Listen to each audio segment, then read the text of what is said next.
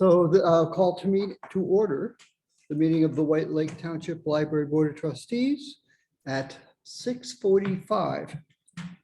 There.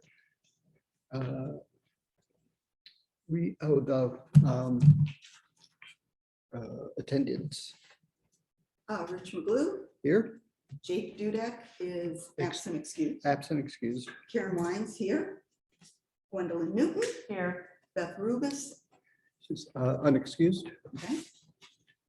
And Jen. Here. Okay. So the agenda is in front of you. Okay, we'll request approval of the agenda. I'll make a motion to approve the agenda. I second it. All in favor? Aye. Opposed? The ayes have it. We have we have the presentations there. So we've got Joe Strauss here. Are we expecting Greg?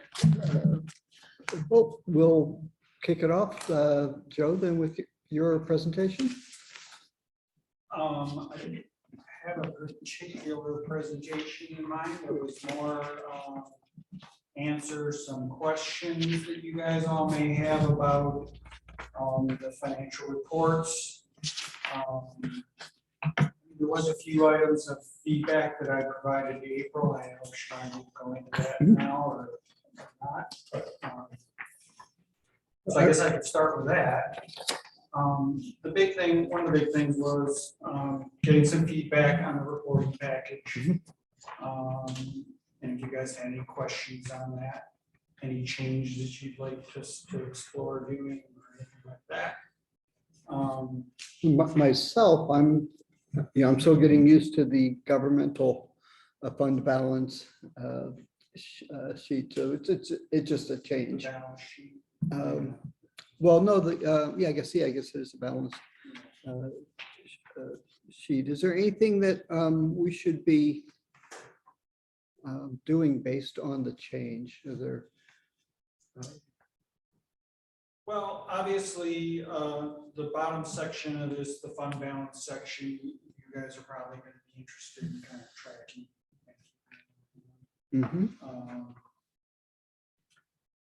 Obviously, I'm providing you now a comparative balance sheet, so you can look at where you are for this year versus the same period last year.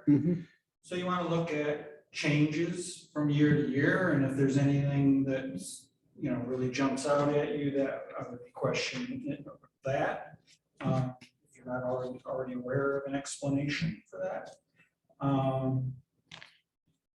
So I like comparative information reports that provide some insight for you. So that's on a quarterly basis. You may or may not have noticed that I'm providing you an income statement that shows the current quarter, year to date to the prior year. So that's another similar kind of comparison report. Providing that to you only on a quarterly basis, because don't want to overkill you with information, but if you want it more frequently, certainly we can add it in. But Okay. I had a question that I would ask Gwen normally as she presented the bills. And it had to do with this due from White Lake Township, this item 135. What is that, taxes, or is that a refund of what was withheld? no, as I understand it, that was bonds that were withheld on the building. Okay. And those were subsequently paid back earlier. So that's this all. year. Okay. That was all. Yeah, those were all of the things. It That was for the building grounds and stuff like that. Yeah. All of The that. bonds, Okay. and that took forever I know. to get back. But that was last year. Yeah, Those, they were I still read the- holding them I read last the year. years yeah. wrong. Yeah. So they released them now, is what that's. yeah, it's Correct. we're, I get it. Right. yeah. Okay. Oh, I read it Makes more backwards. sense now. Yeah, Okay. So we really won't, are we done with that? Do you know? Because I don't Yes, think then we will it's- see To the that. best of my knowledge. We won't see that next. anything in 130. Right, so, Okay. so 2023, we won't see that. Correct. Okay. That little $1,500 receivable there is some money that TLN owed us for fines and fees that they collect on our behalf. Okay, That they had some reporting snafus and so forth, so it was delayed a couple quarters or something. So we had to record that at the end of the year for the audit purposes as a receivable.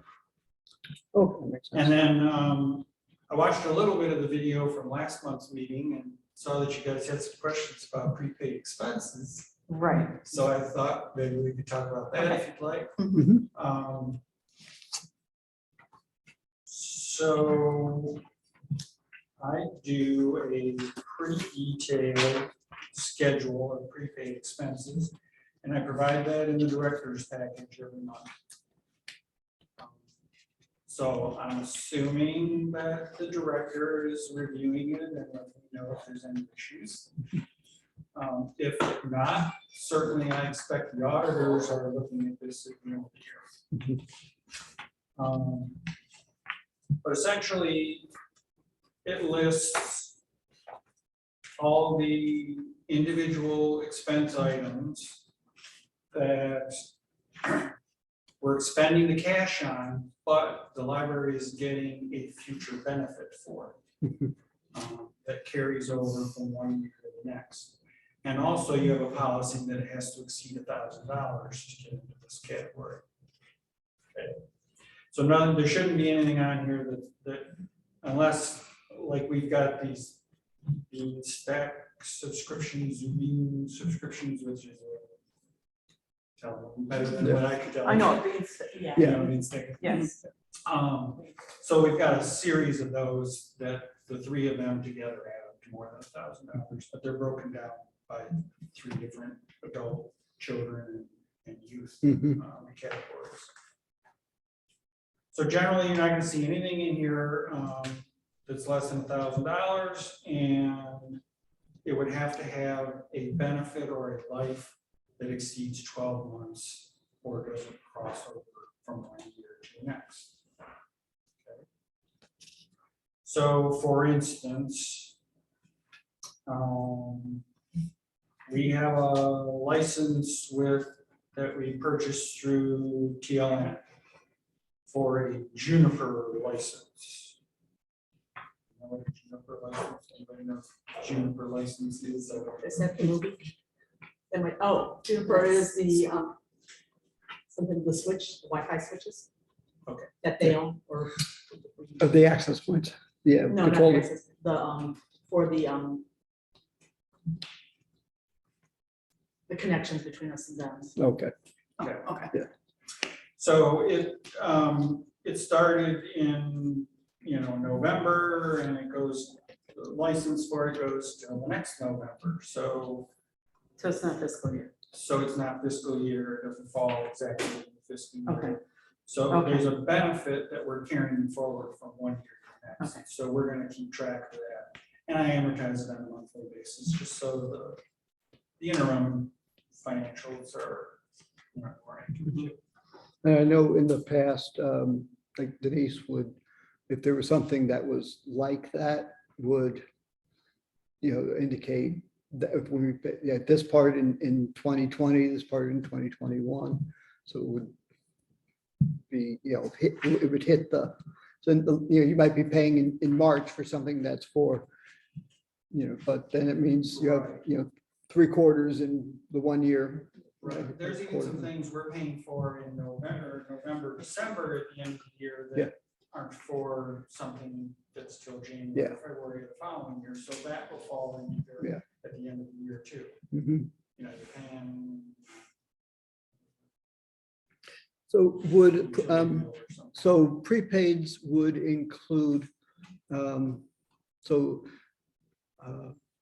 So we're, at the beginning of the year, it's everything from the prior, that you paid in the prior year or years that affects any future. So if it's for multiple years, it would all be in the, there would be asset in the The prepaid. unused portion of it, Right, okay. essentially. So this will never, pretty much, will never go down to zero unless things. Unless you start to, So we show this under line, under item 165 for prepaid expenses, right? And it's $41,000 for this May. Mhm. And then we go down to the bottom and in equity, it's non-spendable prepaid is the same exact. it should be the same. Yes, okay, Right. all right.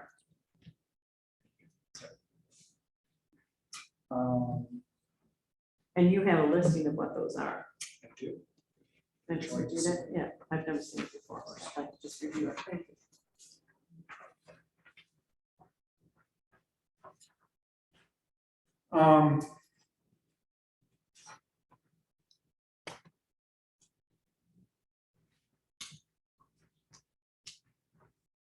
Don't know if there's anything else in particular that I would touch on with the reports, unless you have some specific questions. So in the past, we've usually started with the profit and loss. And actually usually didn't actually spend much time at all on the balance sheet. And you're putting it front and center. So is that indicative of your thoughts about where the value That's is? the typical format of presenting financial reports. Okay. And yeah, I think, most people are most interested in the P&L. Mhm. I think most people understand that. Yeah. But, it gives you, first, a look at your cash position, Mhm. right? Which is, of course, is something you want to manage. And then you look at the liability section, which in your case is not going to change all that much usually, Mhm. but if it did, you would want to know why. What's this? Well, why do we have this huge liability now that we didn't have in the past? That would certainly be a question you want to ask. And then the fund balance section, if fund balance were getting dangerously low, I would think you would all be very concerned Mhm. Right. and want to put some course of action in play to deal with that. Mhm. So I kind of look at it as different little snapshots all in one report. And then you go to look at P&L, and of course there's interplay with the P&L, because the income from the P&L carries over to the fund balance section. So if you notice, you're looking at the P&L and the bottom line, 662,000 our income year to date flows over into the fund balance on the balance sheet, Mhm. 662,000. Because that income is adding to your fund balance Right. on a cumulative basis. And then likewise, when you look at your budget versus actual, you should look and see that 262,000 that you see on the P&L is on your actual column over here, and then you're comparing what your budget is. So, I Mhm. mean, I think that's fairly self-explanatory. And then we've got all the detail reports, and we've tried to put in here all the disbursements For the month. that occur between one meeting and the next. Mhm. So you can just kind of scan that and see if there's anything that is of concern to you. I've appreciated your indicating credits, so $0 bills because of, credit. That's helpful to say, okay, this is where that is. Okay, we don't have this month because there was an outstanding credit. And in the future, we could really dive in depth into some of this stuff if you wanted to, so that you could understand maybe a little more what you should be looking at and what are triggers that you should have concern about.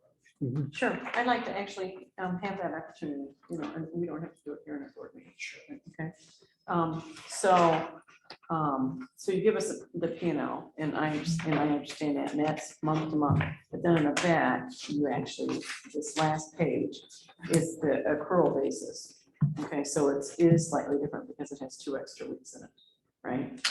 Because this is January Well- 1st and June 14th, which this net income balance Yeah, is Denise obviously indicated different. That she or you or both of you wanted to see It's actual, right? as close to the Right, reporting right. date as possible. Right. Yep, okay, thank you. I don't know what the specific reason was for that, but I think it was one time I asked her when we were looking at, we were gonna transfer some money. And I said, you know, I'm looking at this month end, but this is through the end of May, and now we're almost a month later. What do we really look like right now? And then I think. and I understand that. I think you could say, looking at my month, you know, we had $120,000 of expenditures for me. Mhm. And it might be a little higher than normal. You know, I think it's closer to 100,000. But, you know, it's in that ballpark. So I think, you know, if you're partway through a month, you could prorate that a little Sure. bit and determine Sure. a little better where you are. Mhm. A few of my observations that I've had over the last year doing the accounting now, that I kind of wanted to make April and you aware of. I would suggest that perhaps you review your banking relationships. The PNC accounts in specific, I noticed, the money market has earned historically, since I've been involved, 0.01% interest. And that equated to a little under $55 in earnings for all of 2021. At the same time, they're charging you a monthly service fee. Usually it's $36 a month. There's some months it's a little more. I haven't determined exactly why that is, but it equated to $564 in service fees that they charged last year. So imbalance there, I would say. And I know there are financial institutions where they would not charge those fees. Okay, Obviously, it's not a significant amount in the scope of your budget, but you know, if you're trying to be good stewards of the public's money, mhm, yeah, right, you know, it's something. Similarly, we've got funds sitting in credit union savings accounts, bank savings accounts, and for the last couple of years, they haven't earned anything. So, yeah, I understand we're not gonna fuss over trying to manage that idle cash too much. But as we know, the current situation is changing. It might be time to look into some kind of plan to maybe improve your earnings on those, create a CD ladder. I don't know if you're familiar with that term or not. With that idle cash, I took a look at what your cash balances were over the course of a year, and it seems like you've got your bottom is somewhere around $900,000. So you theoretically have, you know, $750,000 in idle cash really that's sitting there, and maybe you could have invested in something that's earning a little more than just in savings accounts. okay. Okay.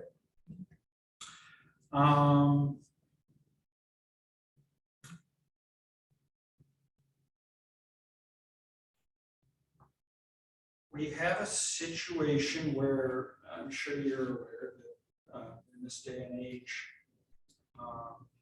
a lot more transactions are done electronically. We buy things that online, and we need to pay for them. And the only good way to do that is with a plastic card. Right, right. And currently you have the situation where employees are doing it with their own personal card. And slightly better, but I wouldn't say really great situation is, Amy and in the past, Leah had these stored value debit cards that the library was funding them, and then they would have used those to. But essentially, you've got what I would say are public funds sitting in their I private totally agree. accounts. Totally agree. Amy and I have had this conversation, because I was very surprised when I became the treasurer. It's not the way I've worked in the corporate world. So I asked why we don't have a purchase card. Yeah. Do you have other libraries that you work with that do purchase cards? Yeah. Okay, because I think that's what we really should do. I know Denise has mentioned that there's potentially some kind of legal issue with it's considered debt that the library is taking on, and so there's some special kind of, I don't know, that's probably a legal question that needs to be Okay. done by the attorney. But I am aware, and I think April, you indicated that you had a credit card that was You did. used. Yes. And I know Milford does. Yeah, I personally was very surprised. So I think Okay, that's thank something you. to look into. Okay, Because that just, for anybody that's doing that and then doing that kind of transaction for the township library, I think that they should do official purchase card. Like Amy would be April. Well, yeah, Emily. somebody should, and then you have controls in place Right. where it's reviewed and Right. approved and so forth. Which it is now, but Right, it shouldn't be their personal card. yeah, and I think this would actually be a little easier to administer. I think the other thing I was, as I've gone into this and I've only been the treasurer for a few months, how many checks that we write that could be done electronically. Okay, well, I was a little hesitant to bring that up. Well, personally, Because- I'm just surprised. I think it could be managed and reduced somewhat. I have a process of, Heather and April send me the bills on a regular basis. Once, twice, 3 times a week, sometimes. And then every week on Tuesday, I process all that and generate checks, and on Wednesday morning, I come and I drop off checks. It's been my impression that it's been hard to get those checks signed and processed and out the door timely. So the inclination is we need to generate these checks so that we have them here so we can get them signed when we have the opportunity to do so. And we try to be in here every Wednesday evening to sign those checks. However, I'm just really surprised that we don't do more automated fund transfer for things that we constantly purchase, like for TLN and for Baker and some of these services that we see month after month after month. Okay. Why we don't have why don't we have an EFT? I'm new to this. I don't so know, I don't know if all those vendors have that Okay. available or not. Do you do that for other libraries, or is it mostly check-based? Yeah, I would say there's still a fair amount of checks Okay. that are generated. Okay, So there's some like the basic that is, the payroll, Right. that's electronic. So we are doing Right. some, but yeah. And it does take a little more diligence in terms of, okay, we know we don't have to create a process to make that payment because it's going to happen automatically or whatever. So it can be a little easier for getting that bill and recording it on a timely basis too. So you just gotta be a little more diligent about that. Yeah, I don't mind signing checks. Do we ever hit a window where, we have like a 30-day payment or a 60-day payment and we're not meeting that? In the, Okay, in the Alright. past, we did checks once a month. Right. And so we just do them on, once a month check runs, but then we would always have middle of the month. So handwritten checks and such, because, this, or we would, need to, do a, come in, maybe a printed check that we then, would then write the amount in, because we didn't, the bill was gonna come in 3 days, Right. type of thing. Infamous hand checks, Yeah, okay. which we try to avoid now. But the point I was trying to make is there's lots of times that we've got one invoice for Baker. And so we write a check for it this week, and then next week we write a check for Baker, and the next week we write a check, where we probably could cut that in half. Yeah. If we knew the checks were gonna be signed regularly. Okay. Because we can manage that. Okay. yeah, because we used to do one or 3 checks a month for Baker, Right. and now we're doing like 12. Because there's always something. Well, and the other issue with Baker is we've got 3 different accounts. Yeah, that's why, so Baker, Right, right. each one has a, That was one that just came by. Okay. The only other thing on my list that I presented to April was, and I suspect it's on all of your list, is strategic planning. I'm strong in strategic planning, have been involved in strategic planning over the Okay. course of my career. Actually facilitated strategic planning for Milford a couple of years ago. And so if, as I told April, as long as it's not between January 1st and April 15th, Why? I'm happy to assist however I may. That's appreciated. yeah, because that's on That's on our. our list. agenda. Mhm. for On our our- To-do list. Absolutely. Yeah, it was, Okay. we were somewhat busy with building a building, but Yeah. But we're ready. Do it's, But things it's- are settling down. yeah. you have any other advice that you can give us that we could improve processes?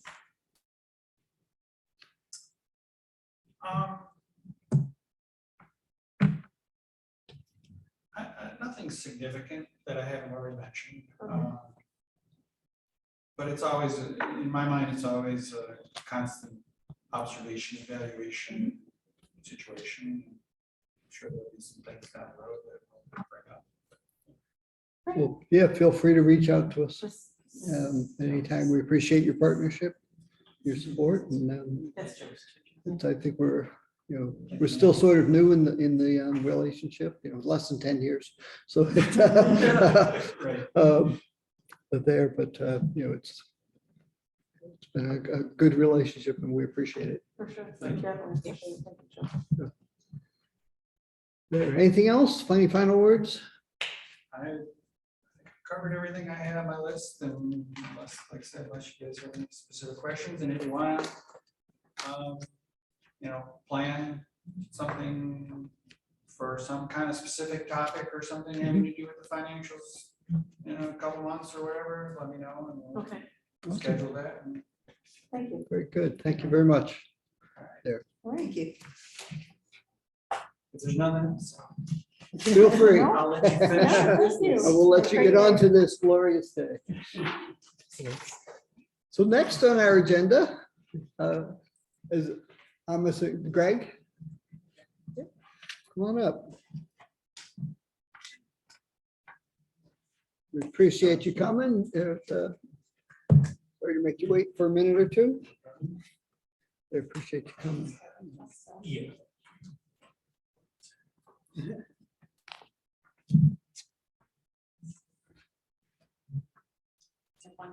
For the blue bound copy.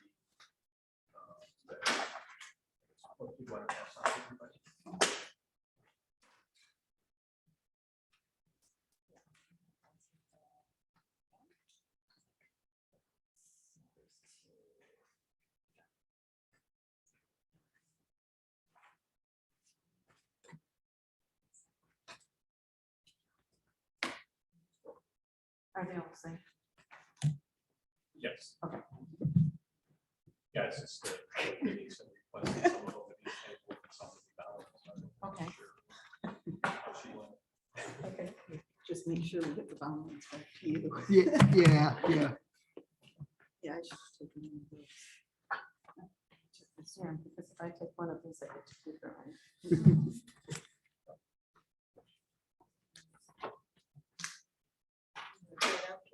I'd like one of those because I might have to make notes. Thank you. Never know. Yeah, there's financial reports, which is the stable copy. Yeah.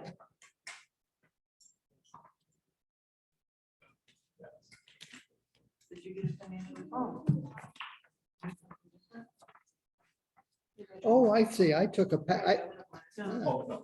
Oh, did you take three I of the t- same thing? no, I took like all of this one. Okay, It's got all the same stuff too. yeah. Items, So we'll, the financial report. There's something else. I'm like, what do you want? Thank you. Thank you. No, We took his package. We have a couple people that are missing, right? So, Oh, yeah, so okay. Got it.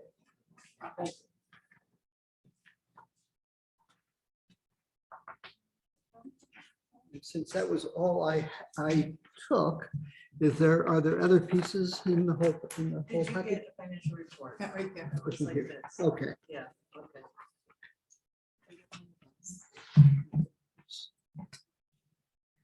This Looks is, like you got the original that we made copies from. okay, Ours good. are stapled together. Okay, got it. Are these the same too? yes, those are the second one. But this isn't the same. Okay, I didn't understand how this works. So how many Okay, things back should to we you. have? Copyable one. Two letters. Okay, so there's two. So we letters. should have So I two have- things? One letter. There's two letters. Okay. Now we understand, there's your other letter, Rich. Two letters, okay.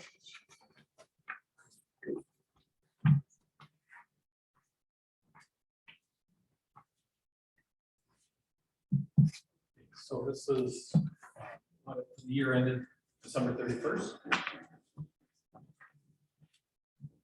Okay. First page of the financial report is the independent auditor's report. So this is the opinion letter of the financial statements. Basically, we give our opinion on the audit, which is an unqualified opinion, which means everything's been presented in accordance with generally accepted accounting principles. That's what you want to see is an unqualified opinion. So it kind of is a little lengthy, but it basically we give our opinion. It discusses what management's responsibilities are and present the financial statements in accordance with generally accepted accounting principles. And it kind of goes through all the responsibilities. And rather lengthy, like I say, it's rather lengthy, but bottom line is everything is presented in accordance with generally accepted accounting principles. So that's what you want to see. So the financial statements kind of cover, first of all, on page 4, it starts out with the management's discussion and analysis. And this is kind of a condensed viewpoint from management as far as what the financial information is. And so this is, it's called the management's discussion and analysis. So it's really presented from management's viewpoint, which really is what the entire financial statements are. But this is, like I say, more of a condensed version on page 5. It'll present comparative between 2021 and 2020, showing the assets in a very basic format of current assets, capital assets, liabilities, and net position. And then it shows the revenue. So it's not really just a one-page report that shows a very condensed picture of the library. Then on page 6, this kind of discusses some general points of the library. 6 and 7 discusses budgetary highlights, talks about the capital assets, basically it's the building and everything that's within the building. Talks about the budget and millage rates, and then on page 8 it concludes by indicating if someone wanted more information on this part of it, they could just contact management for that information and provides contact information. So page 9 starts out with the financial information, and it presents the financial information in really kind of 2 different pictures. The first column is the general fund on a modified accrual basis. So this is typically what you're used to seeing when you're looking at your financial reports during the year. It's on the modified accrual basis. It doesn't show all the full accrual, which would be the library building and all of the assets. So that's the third column, the statement of net position, shows all of the accrued items, which for most of that consists of the capital assets, and there's more detail on that. And it also takes into account the accrued sick pay, which accrued sick pay isn't shown on a modified accrual basis Okay. either. So, sure, When you said it includes the building, does that include the land also? yes. And, when we get into the notes, there's more information as far as what's included in the capital Okay. assets.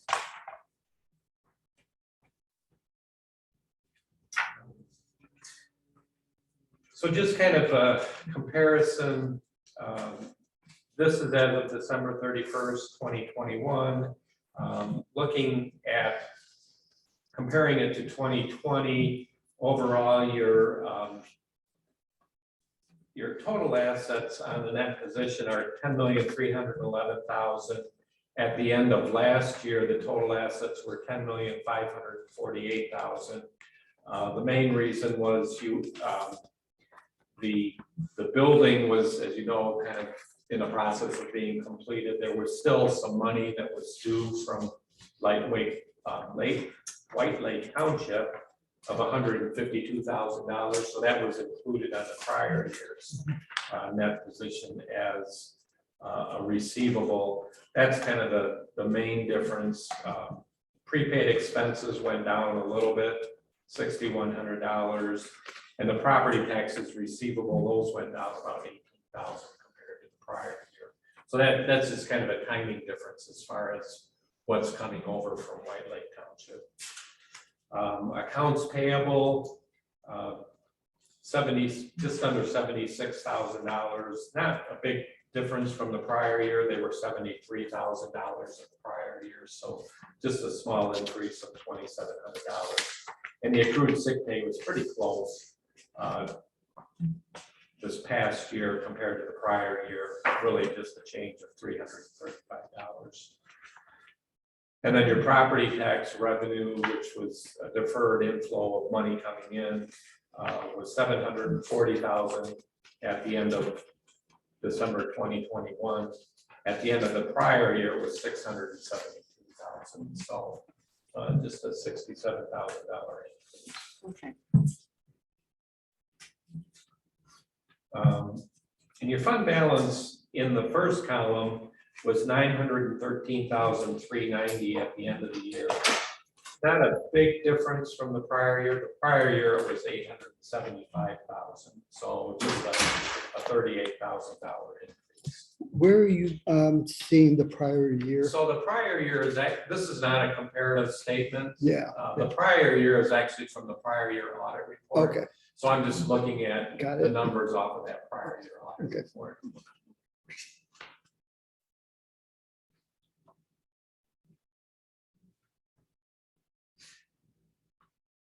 So on the next page, that's the statement of revenues and expenditures, and it's again kind of follows the same format of showing the general fund on the modified accrual basis, again, which are kind of used to looking at. With your normal monthly reports. So the third column is the statement of activities. So again, that's kind of taking in the full accrual. And the full accrual method was brought in by the Governmental Accounting Standards Board by Statement 34. The idea being is they were trying to get governmental entities to be more like along the lines of for business or for-profit businesses, so that they were showing the full capital assets and the full debt. So that's why there's that's why there's two separate columns. The first column showing the modified accrual, and then the third column showing the statement of activities, which is on the full accrual method.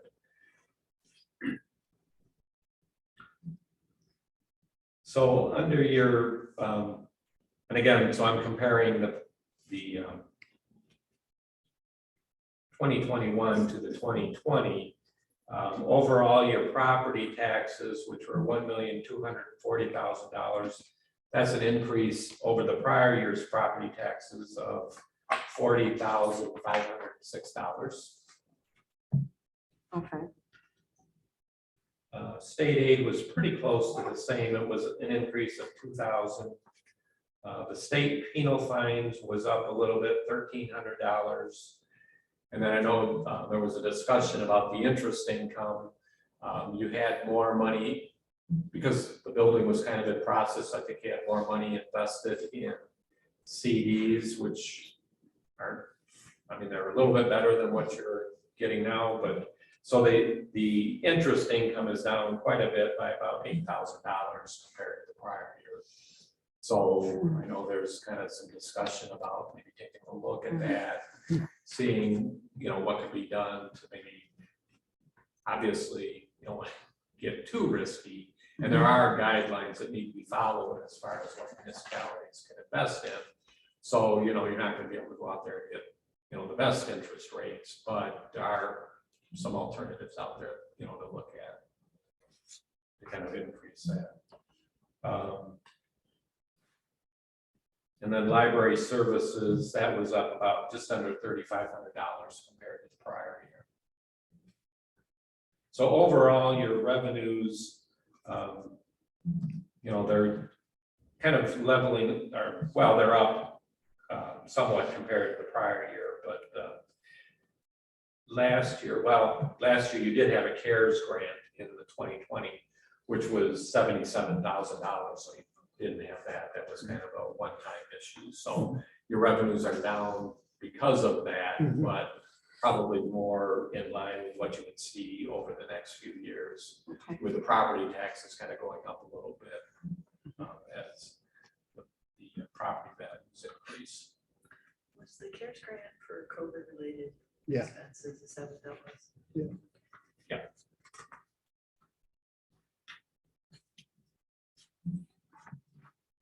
So yeah, then on the expenditure side of it, expenditures are pretty close to what they were last year. $1,309,000 in total under the modified accrual. Last year there were $1,379,000, so they're actually down about $70,000 compared to the prior year. Or about the amount of the CARES grant. Yep, exactly. Yeah. Yeah. So there were fluctuations in different areas. Your salaries are up $52,000 compared to the prior year, which it would be with a larger library, or the salaries being up. Payroll taxes were up $2,200. Yeah, you spent the money on the CARES grant money was being spent, so that was an increase. Repairs and maintenance were down $21,000 compared to the prior year. So, which you would expect, being in a new library, that you wouldn't have much in the way of repairs and maintenance. Equipment purchases were down $23,000, and then money for the building fund was down $24,000. $24,866 for furniture and fixtures, and then money that went to the building fund was down $91,000. So again, kind of all of these things, kind of because of the overall being in the new building, you're seeing a decrease in those items because you have that large capital outlay of going into the building and all of the equipment that went with it.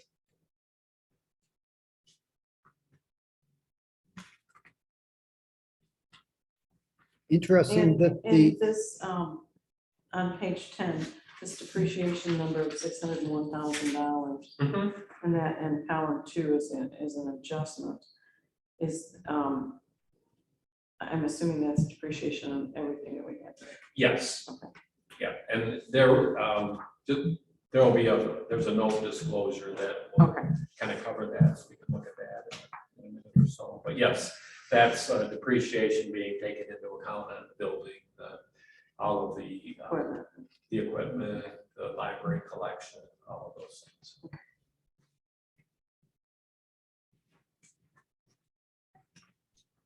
Okay, so page 11 starts the notes to the financial statements. So the first part of the note talks about the significant accounting policies and the reporting entities. So basically, it just kind of describes, you know, the township library, how it was established, that it's, you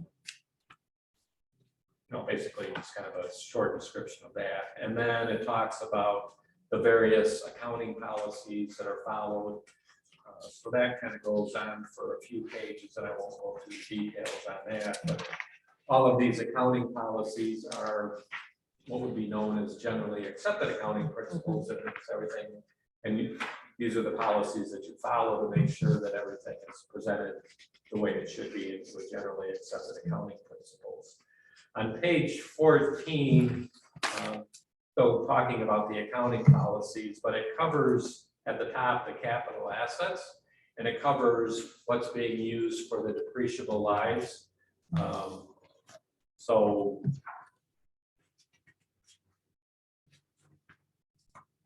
just kind of, and then just continues on with the accounting policies. And that it concludes on page 16. Good question.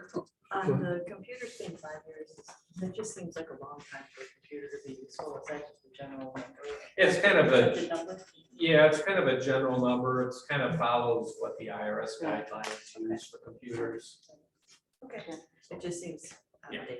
It does, but I think that is, It's actually, Yeah. What it I tell actually is getting longer though. The Yeah. useful life is getting, for a while it was about 2 years and useless. Yeah, well, when they tell you, when you buy your computer, they tell you, well, they're installing it and saying, well, it's already obsolete. Yeah.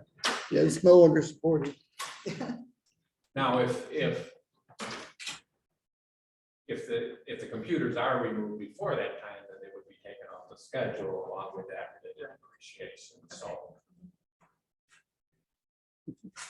Accelerate the depreciation. Right. Okay, so on page, well, at the bottom of page 16, it talks about the deposits and investments. On page 17, this is what I was talking about earlier. This discusses what the municipal units in the state of Michigan are allowed to invest in certain items. So you do follow that as your investment policy. So that's just something that you want to make sure that you're, obviously you're well within those guidelines right now as you're looking towards something in the future, just to make sure that you're following the investment policy. yeah, because the county actually has an investment pool. Right. I've been looking at that, putting that extra cash in that investment pool. Right, and that's pretty common. Like I know, like in Livingston County has an investment pool, and a lot of the municipalities will put their money in that, invest in that. So, yeah. So note 3 at the bottom discusses the library building, the fact that the library entered into an agreement with the township, and the library was built, the bonds that were issued for that, and then it's kind of how that works. And then on page 18, this is what we were talking about a few minutes ago, the capital assets of the library. First of all, we have the land, which is the amount that was paid for the land, and of course, you don't depreciate land. So that's and the other thing to note on these are actually at the historical cost that was paid for these. So you don't want to use this for insurance purposes. So you might look at it and say, well, for the building and improvements, $6.5 million, but you basically want to be looking at replacement costs as opposed to what the historical cost is for these items. So we've got building and improvements, land improvements, computers, furniture and equipment, and then library materials. So they're kind of broken down into those categories. And then along those lines is the depreciation that's been taken on each of these categories. So in the additions column, that's the depreciation that we were looking at on the revenue and expense statement. So the $601,005 or $659 is the depreciation expense. The deletion would be any of the assets that have been fully depreciated that were actually removed from that schedule. So the undepreciated historical cost is the $8,582,285. Again, at historical costs as far as what's been paid for these items. Risk management it's a required disclosure that just kind of talks about how you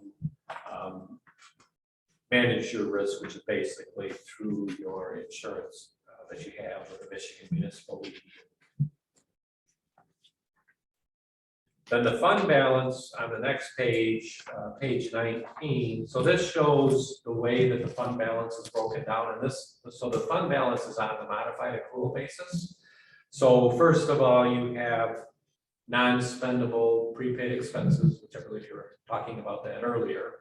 So those prepaid, that's what was prepaid at the end of the year. So it's part of the fund balance, but you really can't spend it. Well, you can't spend it because it's just money that's actually already been spent. It's just hasn't been. The value hasn't been realized. Right, exactly. So that's $45,441. And then items that have been assigned out of the fund balance to be spent. To be spent. To be spent, correct, would be the various items that have been noted, patio furniture, circulation, drive-up window, so those are all items that have been out of the fund balance that, the board basically has said, well, we want to make sure that we set aside, we don't want to spend $231,360 for these various purposes. And then the unassigned would be that which would be available to be spent on, purposes of a library. So if your revenues were less than your expenses, that would be the portion of the fund balance that would be available to be spent for that.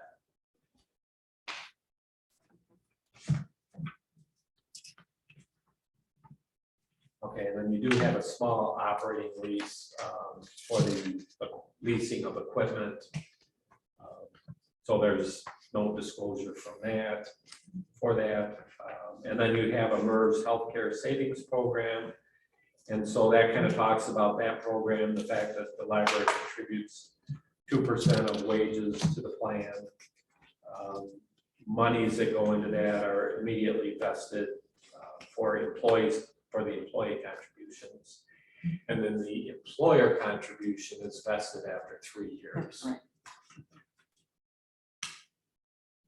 So an employee, there wasn't really much in the way of employee contributions during the year, 244, and then the employer contributions were $4,225.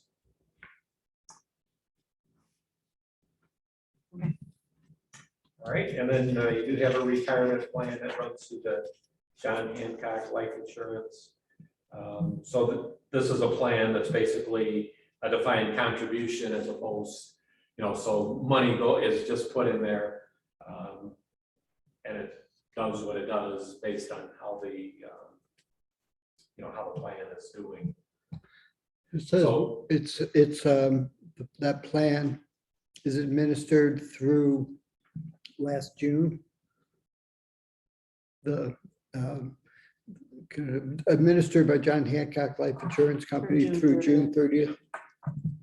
30th. Does that mean, did we let something lapse there, or is that?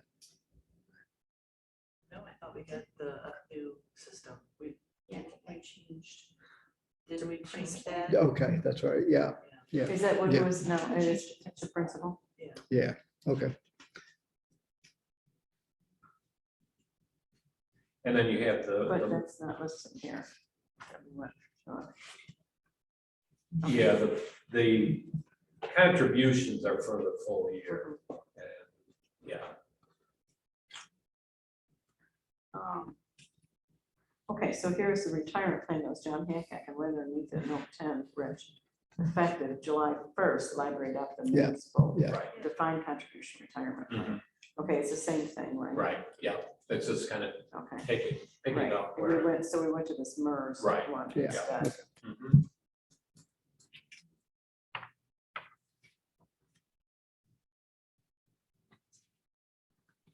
And so, yeah, so the employee contributions to that were 185, and the employer contribution was 21,120.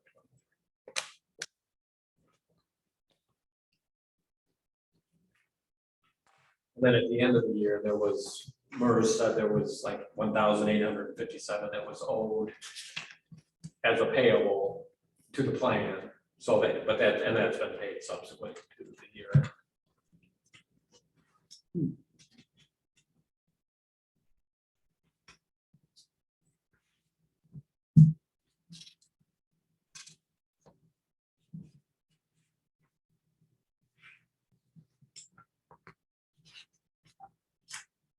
So I have a question about that. Well, I'll ask you about this one. So this says, okay, the library contributes 17,000 to this plan during the year ended, but then that was the John Hancock, but then they Yeah, so, 21,000, or was that the 21,000 total? well, the 21,000 is to the MERS, so the. So the John really it's Hancock was- 38,000. Yeah, the John Hancock was just under 18, and then the MERS was the 21, Okay, so.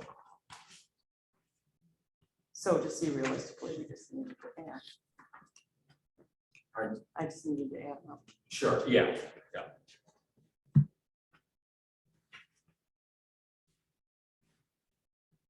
And then also, there was the library adopted a MERS 457, which is a deferred account plan, and employees can participate in that. Typically in that, the employee makes the contribution to that by deferring part, deferring their wage, but the employer typically doesn't contribute to a 457 plan. Right.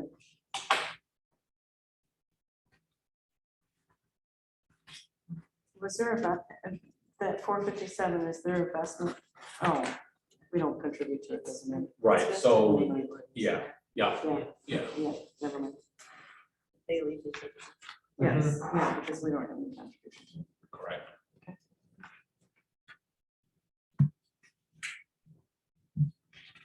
So the last, the last note is just, this is a reconciliation that goes from on the or the asset and liability side. It talks about how it goes from the governmental fund to the net or the full accrual, which is really the adjustments that we were looking at earlier. So on the asset and liability side, we have the capital assets being added, the accrued sick pay being subtracted. So that's kind of how it goes from the fund balance of the governmental fund to the net position of governmental activities. And then on the revenue and expense side of it, it shows where you've got the 38,000 that was added to the fund balance under the modified accrual. When you take into account taking out the capital assets that are purchased, you take those out as an expense, but then you add in the depreciation expense of the 601,000 and the loss on the capital asset disposal. So it actually, the net position went down by 307,000, which is really due to the depreciation that you're taking. So it's not, depreciation is not a cash item, it's just Right. assets.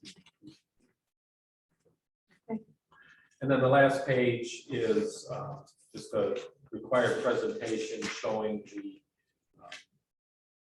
the general fund original budget, the amendment to the final budget, and then it shows the actual balances and then the variances. So this is something that the standards board also requires, that the original budget be shown and then also the final budget. So they kind of want to see how close you were with your original budget to where you ended up. So as you can see under the revenues, your original and final were the same. And then actually under the original budget went down by 100,000 from 1,492,000 to 1,392,000. And you still had a positive variance under the expenditures to budget by $83,000. So another presentation of showing the revenues and expenses and comparing that to budgets. That was largely due to not having capital improvement projects that we were looking at and not executing them, or deferring them or abandoning them. The canopy. Yeah.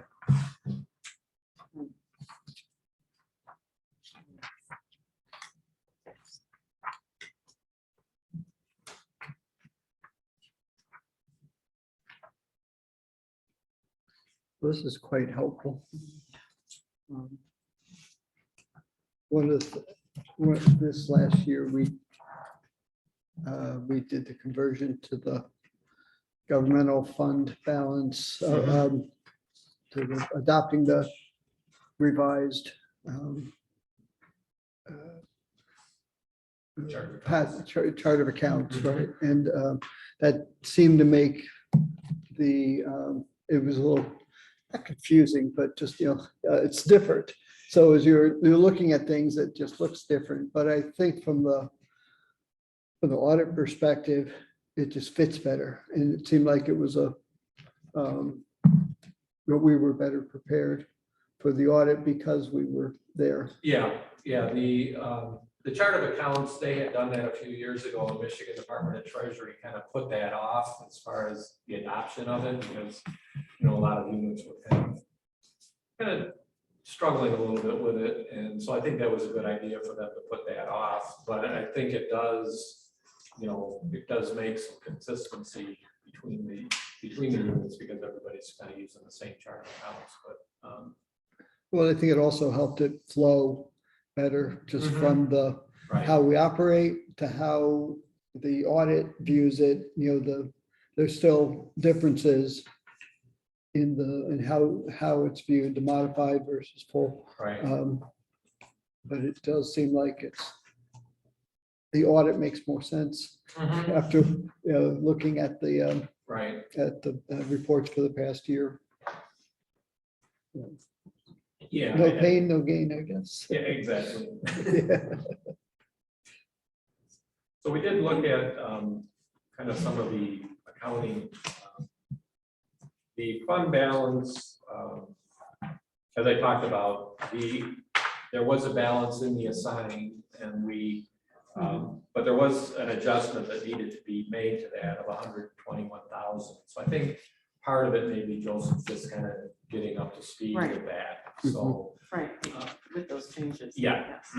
So that's something that as he gets more comfortable with that, I think he'll make those adjustments to what the board is setting aside for assigning.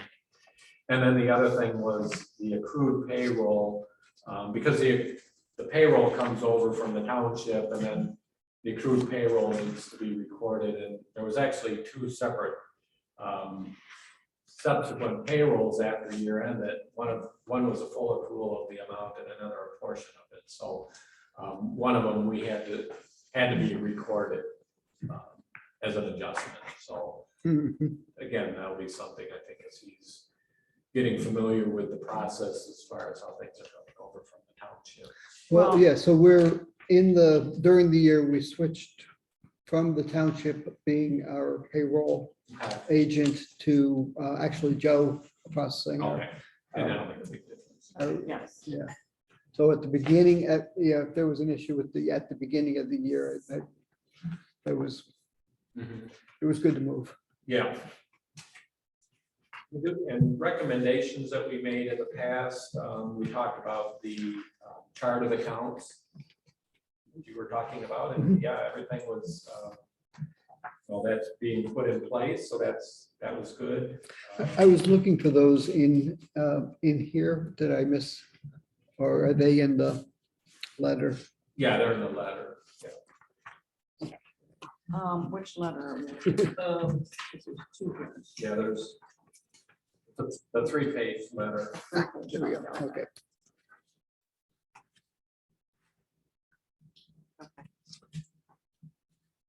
Okay. And then Okay. the prepaid expenses, everything, is good with that. Everything was set up properly in the prepaid expenses. The third one, so the library has a capital asset policy that says anything with an initial cost of more than $1,000 with an estimated useful life in excess of 2 years would be capitalized. There was some items in total, they totaled just under $3,000 and they were capitalized, but individually those items were less than $1,000. So, I mean, it's not a huge deal, but they don't necessarily need to be capitalized because they fall under the $1,000 threshold. So, like if you're looking at a computer that has like a monitor, a key, all of those things, if you added them up, it was more than $1,000, then that would be something that you would capitalize. But monitors are capitalized. Right. Well, I just kind of use it. if you look at it Right, as right. if you buy it as a unit, an all-in-one versus buying them. Sure, but you still don't usually capitalize a monitor. Well, it depends upon Okay. I'm just not. that's. In yeah, my that's- IT world, we don't capitalize monitors, we expense them. Okay. Keyboards, headsets, those kind of things are all, Oh, yeah. okay. One of the items that we did so when we do the bank confirmations, we do ask for authorized check signers. And they did list previous board members who were listed as authorized signers. So when did you do that? Because we Yes, made changes in January, because I became treasurer in December. And we made changes in January to update all of them but one account. So we were surprised that there were previous board members on those. Yeah, we sent the confirmation out. It was after December 31st. It was probably end of January, beginning of February. Yeah. So that's sort of concerning, and we can go back and maybe talk to, was it for PNC? Yes. Yeah. Because we took care of that all before the end of Well, January. do you remember Denise telling us that you were going to follow up with them after? Yeah, and I will do that because it did make sense, because like I said, we had when we went in there, the banks, what the bank had showed us was there wasn't anybody that wasn't current on the, everybody that was on there was current. And we Right. were just removing a person that is actually still current, but no longer was going to be Yeah. signing checks. So we're sort of surprised that they gave you documentation, because that's not the documentation they gave us when we went in to sign. Okay. So I will follow up with our rep there Okay. and ask them, because I don't know where that came from, because that's not the paperwork you and I signed. Right, yeah. Right. And Jen. It might be that there's two accounts, there are two connected accounts there, and I'm wondering if when we filled out the paperwork, it was for one, it only ended up affecting one account. Yeah. The others were, Okay. and that's the only thing I could think of that would. All right. Or- Yeah, or- it more than likely is okay, but, and it may have been just a kind of a timing thing when Yeah. maybe, with our records, but when we, Yeah, it's just but when we it's- get that, we want to make sure we bring it to your attention. It was fairly early in January that we did it. I mean, it was in January, but it wasn't in December. It was in January, Yeah. yes, for sure. But I know I only signed for one account. Yeah. I know I did. I don't think I've ever signed for multiple accounts there, but I'm realizing there's a Okay. sweep account there. I'm just wondering if that has a separate signature thing that we All right. probably haven't touched in years and years, because I don't remember ever signing, Which would Two make for that. sense why there's previous, yeah. Yeah. right? Is this something that we, after this is resolved, we have to report back to you as an auditor? No, Okay, no, it's just it really kind of for your, to make sure that. okay, thank you. Yeah. All right, that is on my.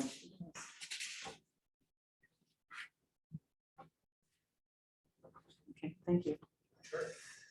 And that's it for recommendations? Wow. We're very happy about that. Okay. There. Anybody have any questions or comments or? Yeah, we work with Joe on other libraries, so. We're very happy with it. Yeah. And a good relationship, and it's been a good relationship with your firm as well. We've, For sure. Thank you very much. This was really helpful. Made a whole lot more sense now. Good. yeah, Well, the other thing I always tell boards when I do present the audit, I know we cover a lot of information. When you get a chance to maybe look at it a little bit more, maybe digest some of the information a little bit. If there are any questions, our letterhead is part of the opinion letter, so don't hesitate to give me a call Okay. if you have any questions. Answer any questions that you can. And I'm new at this. Is this audit every year? Yes, That's what. yeah, it's Okay, just checking. so it's an audit that's required by the state of Michigan. We actually present, or after the audit is done, we then provide the audit to the state of Michigan. They actually have an auditing procedures report that we have to fill out that asks a number of questions. And so we provide that audit to the state of Michigan. Because if it doesn't go to the state of Michigan by June 30th, you'll get a little letter from them saying that they're looking for fraud. So we do actually present, submit it to the state of Michigan. I think last year we slipped past, that date. So we'll have to keep that in mind. Yeah, that's kind of why we typically send out everything like right at the beginning of January. Yeah. Okay. Kind of get the process going. Yeah. Well, we very much appreciate you coming and Well, thank you. informing us. You do. Like I say, if there's any questions, don't hesitate. Thank you very much. Awesome, awesome.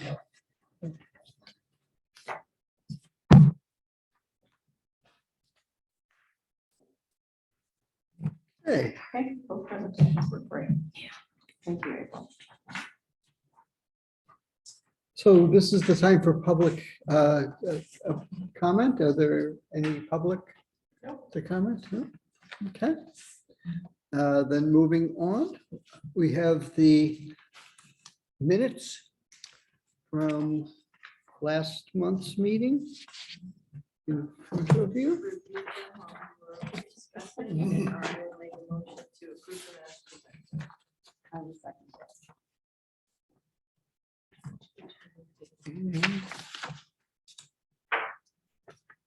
Just a moment here, let me see.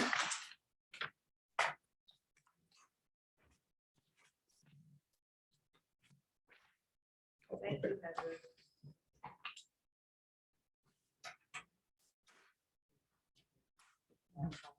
I usually wear a sweater and I don't have to wear it, so. So we have a motion to, We did. do we have a second? I did. So all, did we We vote? were just quiet, Rich. Okay, I was, Aye. okay. Then the ayes have it. Okay, so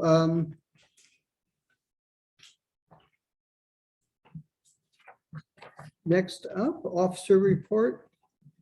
I have no report. Vice President is not here. Secretary's report.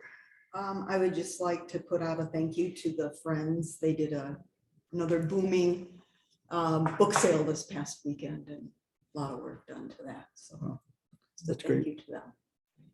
Well appreciated. I thought putting it out on the pictures they put out on Facebook that it was ready to go, I sent that to a lot of people. Oh, So it was something I could use to make people aware They had a booming afternoon on Thursday, which was Thursday, it never stopped. wonderful. Wow. It Wow. was wonderful. So a picture's worth 1,000 books. I have a Hope so. question Yes. to our secretary. Did you send a note to the Friends for doing the Denise's retirement? A thank you note to them. I can do that. That Yes, would be wonderful. I will do so. Let me Thank make you. myself a note to make a note. Yes, they did a great job on her They retirement. did. Yeah, that was nice. You have anything else, the secretary? The treasurer's report. Unless anybody has anything, I don't, except for one item. I do, looking at the numbers for this month, Rich. In April, I'm not sure if we don't need to move some money. And maybe we don't this month, but we definitely will have to in the month of July. And so I thought, I'm looking for advice from Rich and from Jim. So we are at 185 Right, if you look at, as of June 14th. right, if you look at June 14th. And that's for, is this is the cleared amount, or is this the we've written checks? Is it our checkbook balance or is it our cash balance? It's that 185 is our check balance. Is it Is the, that, the balance that is on the account at PNC? Or is it the, or is it the checkbook. QuickBook? Yeah, the QuickBooks balance. it's probably the QuickBooks balance, right? Okay, okay. So that covers everything written through the 14th. So There's- 185 is enough to pay 2 months of expenses almost. It's good for a is it? month. A Yeah. month. For the month plus. Yeah, plus with a paid Okay. time and half a 50, month. yeah, so with Well, I 50,000. guess the biggest question are wages paid, because that's the big chunk of. Well, they- Right, because if you look at like for May, our expenses for May, including wages, was 121, basically 121.6, right? Yeah. So, yeah, Rich, I can't log into it from here, Mhm. but that's a really good point. I think I think we're fine for for this month. We'll still have, if there is something, Okay, because that is of the 14th, that's what, right? yeah, so Okay, that's so just we like, should be good for the rest of the month. Well, but are we good for the next 30 days is really what we're saying. no, I think we should be. Okay, July. Yeah. Okay. So when we come in So July. maybe all that interest. Yeah, Oh, full 0.5% in So flag when we come sergeant. in July, we do have to approve funds to be transferred. Yeah. Yeah. We're going to have to. But maybe we can also have some information on other investments. Yeah, I have one that I was looking at in that county pool, but I was really concerned and I didn't get a decent answer about how much money we had to put into it, how much money we had to leave into it, and what was the minimum draw we could do on it. And I didn't get an answer back on that, and then I didn't, and I'll be honest, I didn't follow through the last couple of months, and I will call it. Well, when I started on the board, we used to ladder or, Okay. have stagger Stagger. Staggered CDs, staggered right, CDs. right. Yeah. And then we kind of got away from it because there was like no interest Right. at all. And maybe we should look at that. Okay, Sure. If CDs are the best place to get, I mean, have the interest rates gone up? I know the Fed's raised rates, but I don't know. but that's a I good think that's point, just- and I can look at, and I think that we use the different financial institutions that we do because they're here locally, correct? Yeah. Okay, so I can go through those and then, See if anybody's got anything that's good. okay. All right, It's hard to get something okay, that's short-term and, Yeah, that's why you Yeah. gotta have some longer ones. okay. So I did have a question on the very last page of Joe's report. On the one that goes to the 14th, Yes. okay. We're halfway through the year, pretty much, Mhm. and we're still looking at, 58,000 in property taxes and stuff. Is this stuff still coming through? I know we have taxes to pay in like August, September. I don't know. And then like the 28,000 in state aid and the 50,000 in penal fines, are those paid out for the year yet? We just received 15,000 from per one of the state aid. Okay, Okay, because I was just wondering if we needed to look at rebalancing the budget.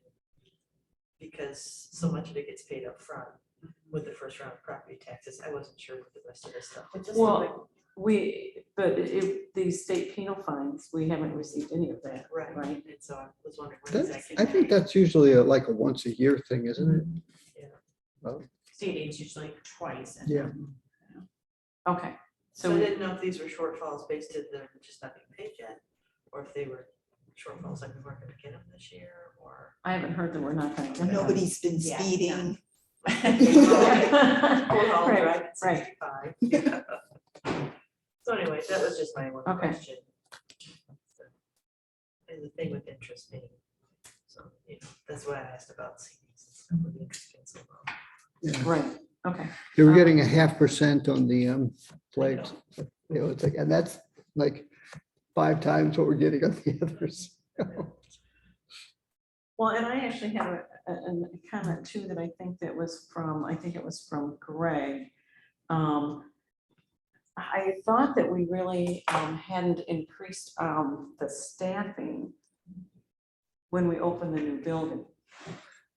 And, We did. okay, but we're up from 2020 to 2021, we were up on salaries by $55,000. So I thought, well, we must have increased some staff.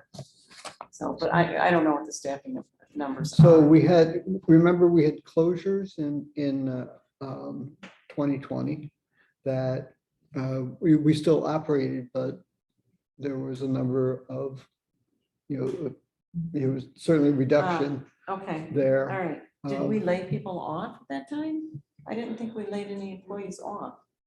We furloughed one, We Yeah, furloughed one. Okay, Yeah. and But then- weren't there some retirements right around? 2 then, too? retirements, Mhm. and we hired a full-time maintenance man. yeah. Right there's the difference.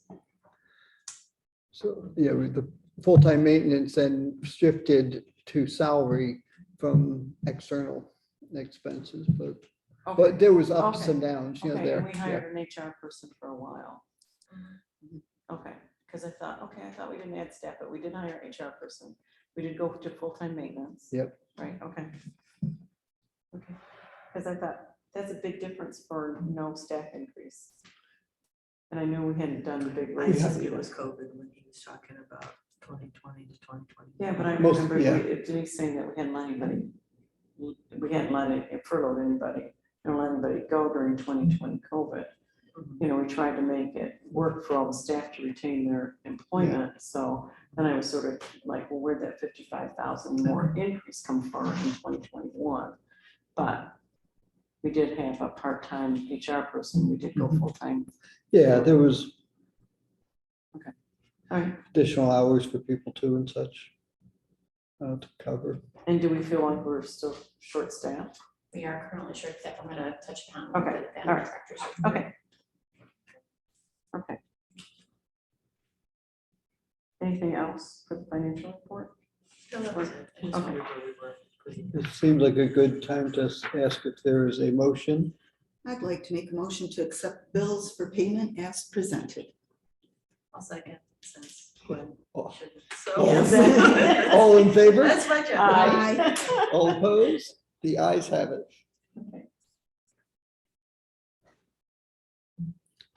Okay, on to, I shift things around here. Like, The bills. Heather, can we get the new comment suggestion form? so on to the library director's report. April, you're up. And this just sits up there, people can grab it. And there's a place for it. Yeah, there's boxes still there. Okay, go ahead. Okay, so talking about staff, we do have some staff changes, obviously. Our own Denise will be functioning as Director Emeritus part-time through the August 2nd millage campaign. We want to congratulate Emily Hairlocker. She's our new Head of Youth and Teen Services. Congratulations, So, Emily. Congratulations, Emily. Kayla Ham has accepted a new full-time position in the county clerk's office, so bravo for her. Her last day was June 12th. Mhm. And Allie Holmes has accepted a new position with St. Mary's School. Her last day will be June 30th. So she's soon going to be having that excitement for herself, becoming a teacher. Awesome. Sorry to see her leave, but we hope she I enjoys her know. new career. So St. Mary's it's- Orchard Lake Prep? So it's Oh, hard when they very go, but you know, when they're getting something great like that. Sure, yeah, congratulations to her.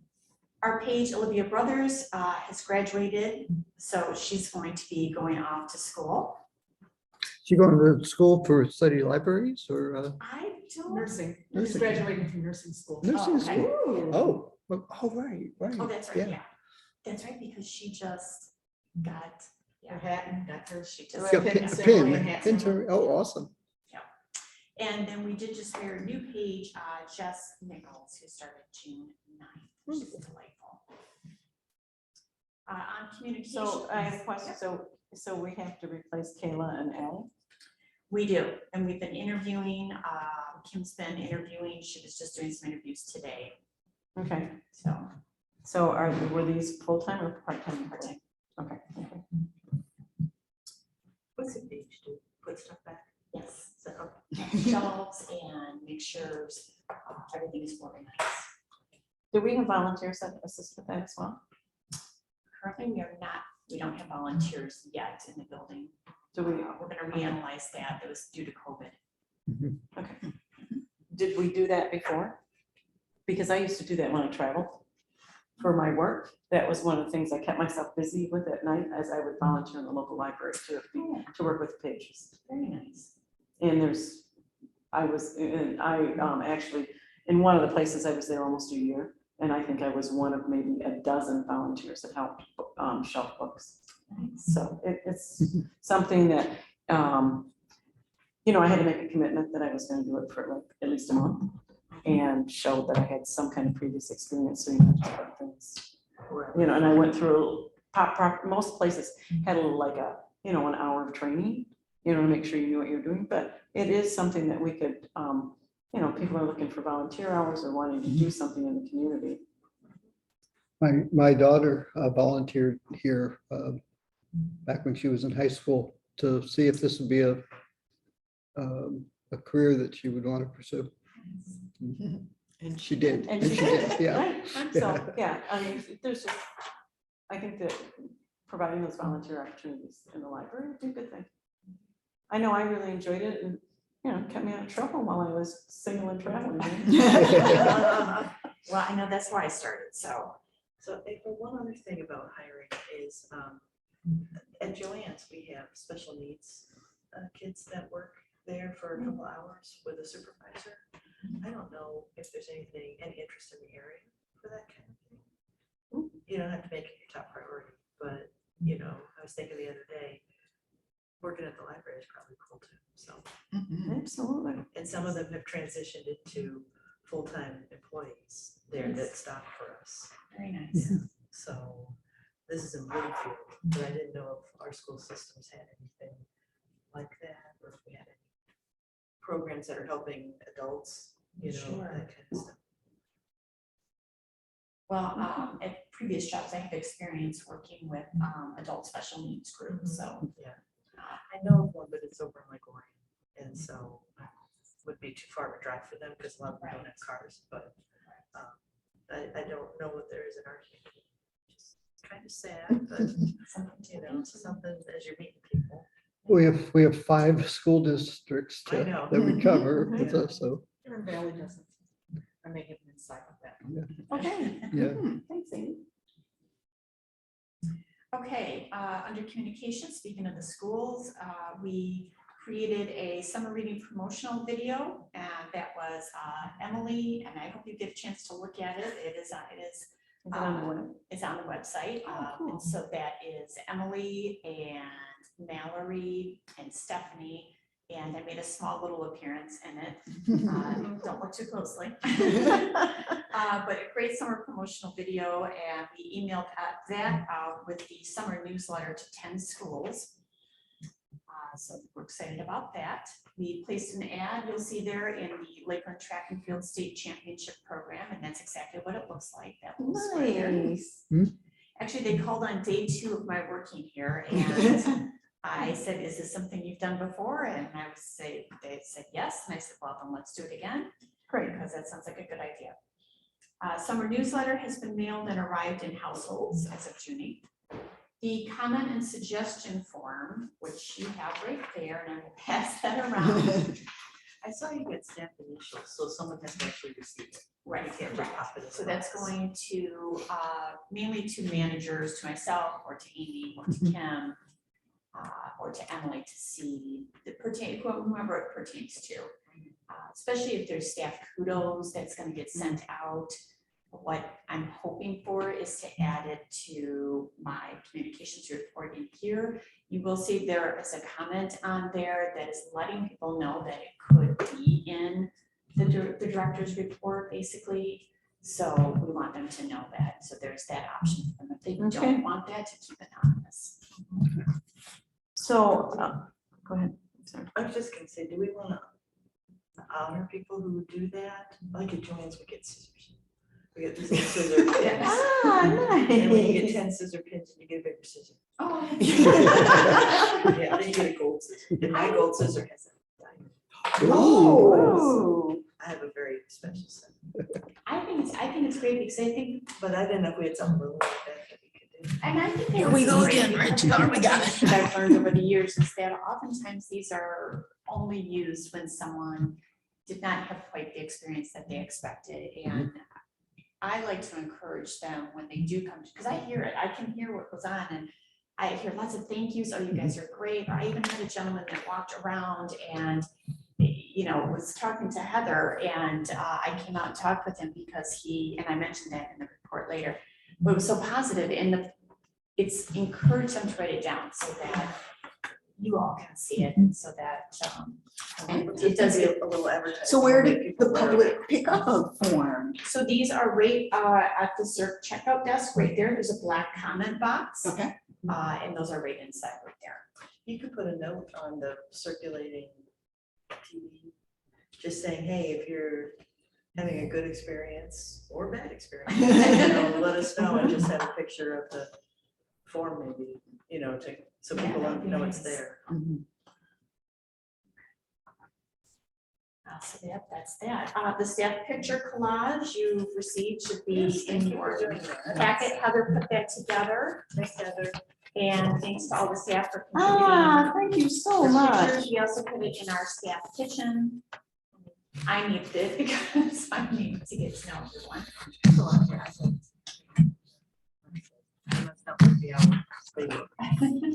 Yeah, we're gonna have to probably update it soon, right? Sure. Yeah. So that's, we're very excited to get that done. This is very nice. Thank you very much. Pictures were. Yeah, there's definitely people in here that I have done. Yeah, and I would remember Jacob. There's one. for our in-service day, we're also gonna take, I'm planning on taking a giant group picture. So Very good. we'll share that with you as well. Okay. And which you'll be invited to our in-service day as well, so just to keep that on your Oh, And okay. then is there gonna be no Veterans Day. We usually do Veterans. Oh, Veterans Day, that's fun. I didn't know what we would be invited. Well, let me just put that invite out there now. Put it online. You can put it on your calendar. Yeah. So speaking of staff kudos, again, in this case, I do not say who the patron is because I did not have my form ready yet. But a patron did stop by again. This was a gentleman to express what great customer service library staff provided. So that was just the other day. Some emails that you should have received. The board letter, which was sent out, that was constant contact. And it shows you the open rate, which is around, was at that time 60%. That's quite a few. For an open rate, you know, I mean, how many of my emails do I just look Right. at what the subject says? and Subject line is. Yeah. What? I'm sorry. How do you know that they've opened it? We get a report, Constant contact. constant contact, Really? sends us a report. I'll make sure I'm opening all those things then. Yeah. The June newsletter, that one had an open rate of 49%, so happy about that one too. Mm-hmm.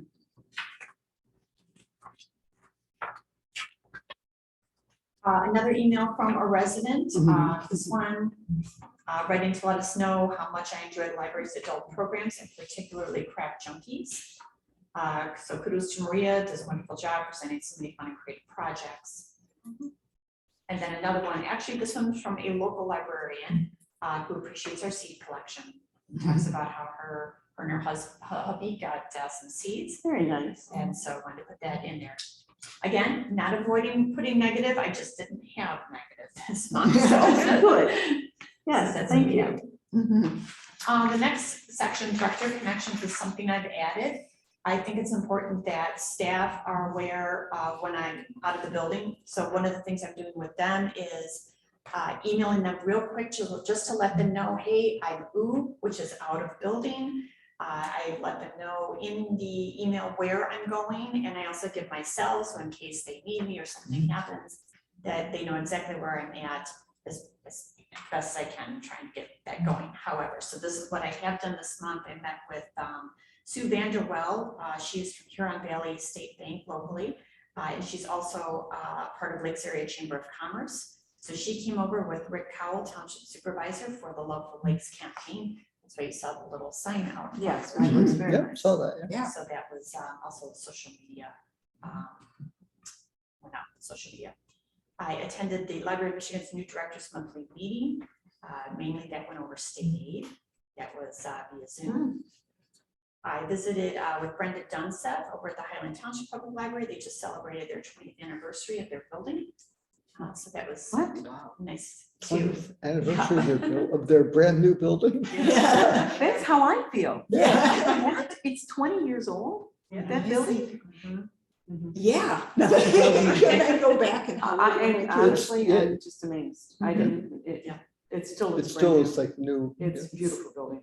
Yeah, and they're building a nice park right next to it, so it's very nice. I met with Sherry Miles, and who also works at Huron Valley State Bank, and Sue Vanderwell again regarding youth financial literacy programs.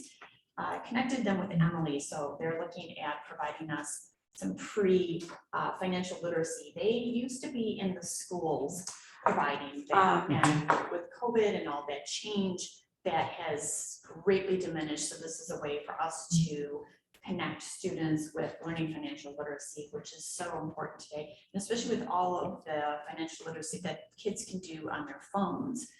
So they can teach them a lot of that. It would be a series of classes that they could go either to one or they could go to all. So Are they online? they'll be here. They'll be They'll here, be here teaching. and then them. they're teaching them. I did some of those with the middle school years ago when my kids were in it, but there was also,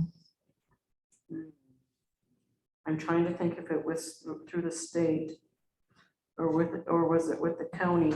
My kids went through an online program that was very, very, very informative, and it was similar, and it was easy for them, and it actually, gave them a little quiz at the end of each one. Then I'm thinking, and now I'm thinking though, I think that we actually downloaded it from something from the library when my kids were in school. Could have been that financial week. It could have, Smart money. Yeah, smart money. yeah, it was excellent.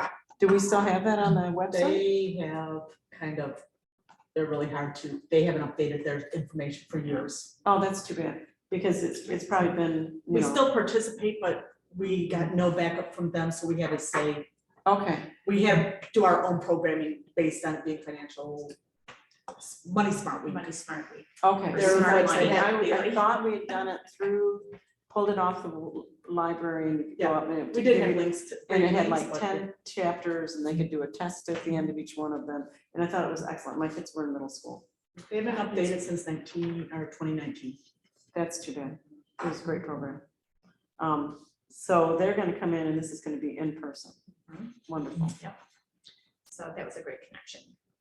When the Friends Book Set was going on, Township Clerk Anthony Noble was here, so he stopped by to meet me, and that was nice. And then just the other day, I went over to the Township and met with the Township Supervisor, Rick Powell, and he provided me a tour with introductions to the different departments. And Very nice. So really appreciated that. Okay, board news. So we just renewed our MLA organizational group, which now includes new board members. So hopefully you will take advantage of some of the things, especially going maybe to annual conference, which is this fall. I've done that before. The annual It was conference? interesting. Didn't last year that we had what was it, the ALA, that we had?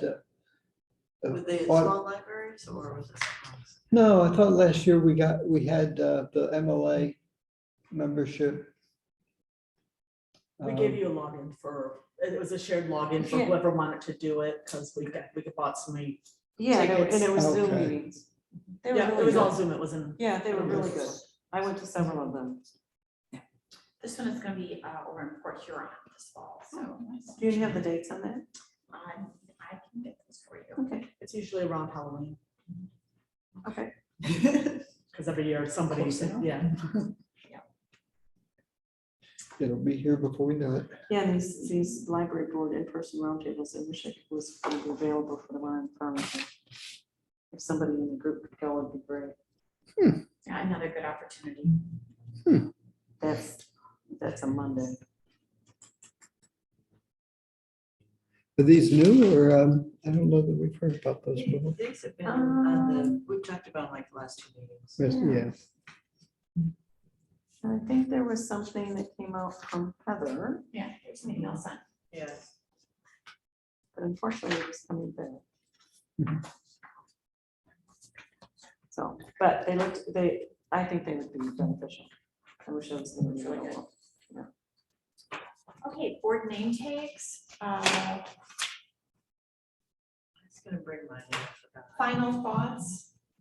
You know, Heather, we have had the I had the one I just got was gold, and it said White Lake Library Board, and then just my name. And then- Which I think is exactly what they should, Anything yeah. else? Yeah, because we change roles, Yeah, I All don't the think I time. like Yeah, roles. all the But I think time. we should have our name on them, because we wear them when you're at someplace, and like when we did Denise's, Mhm. That would have been nice. Yeah, instead of all of us having a badge, we had them on a little sticker, you know what our name was. So when we're out in the community and the community's here, it'd be nice to have a name on those. So you want your role and your No, name? No, no not the role, role. No role. No role, because we changed the rules. Just, Yeah. just 2 lines. Yeah. Like White Lake Library Board fit without any abbreviations. And then my name was like. But I Mine might happens want to be my name gold. that one. but it's cheaper And my if we name get was them spelled just. right. All the same? Yeah. Yeah, there's a stamp. It won't fit with township and board. We don't want Right. township, just put library board then. Will that Yeah, fit? that's what mine says. What, it says White I Lake sent a Library picture Board? of it. It just Yeah. says Yeah. White Lake Library Board. She sent the picture to Heather. Did you get that? Yes, did, I can probably pull it up. And I think that's perfect. Mhm.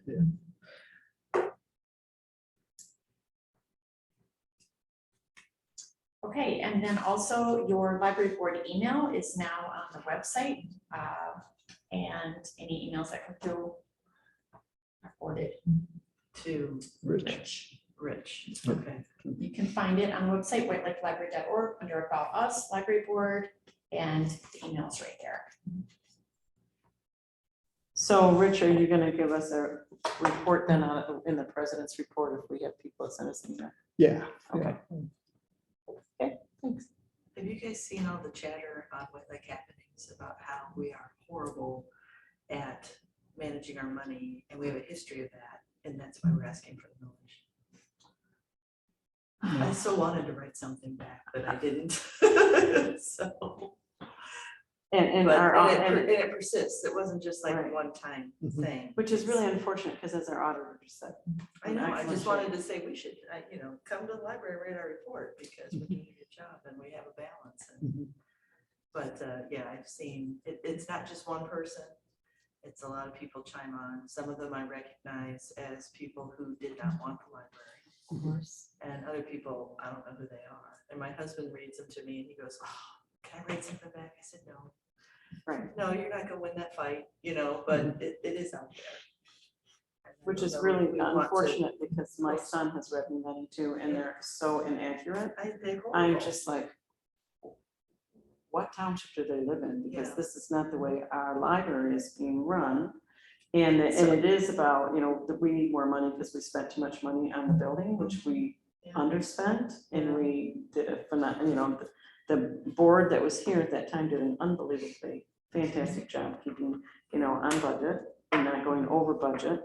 And, So people I don't didn't know- understand that a millage isn't a continual, that everything needs to be renewed, right? And that's what's really a disservice to the community is, So I didn't know where, I have not seen anything posted on the library site.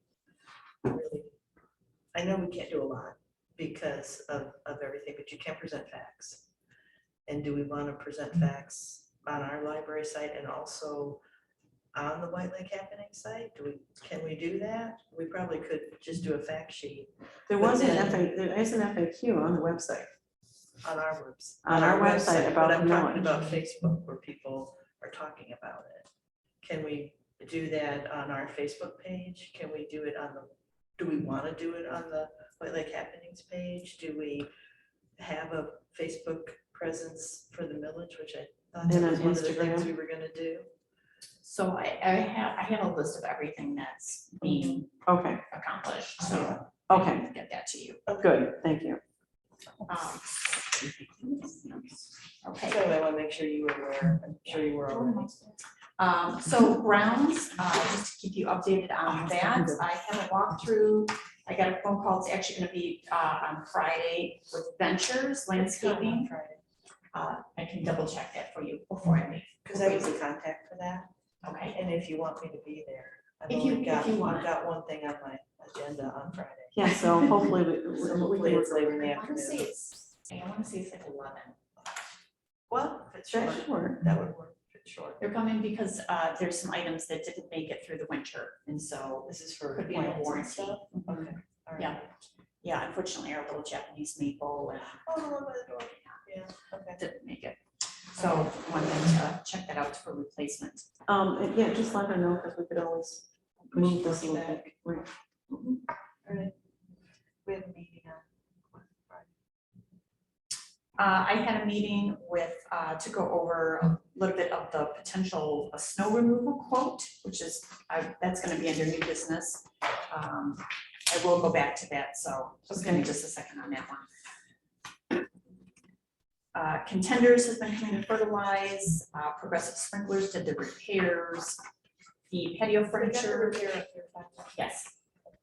And that's been weeded and the rocks have been put down. The patio furniture is set to arrive at end of June to early July. Patio umbrellas, I was gonna am, say, are they part of it? Yeah. they are not, the patio umbrellas are not part of the original patio furniture order. Have they been ordered? They have not been ordered. I'm waiting on a quote. I received a quote from Treetop Products, from Denise. And that did not include the weights. And they were gonna take a really long time. And to they were do. going to take an extremely long time. So I'm supposed to get the Palm Beach quote tomorrow. The one down the street? Mhm. Oh, okay. And I also have just gotten a quote from Patio Living that does include weights.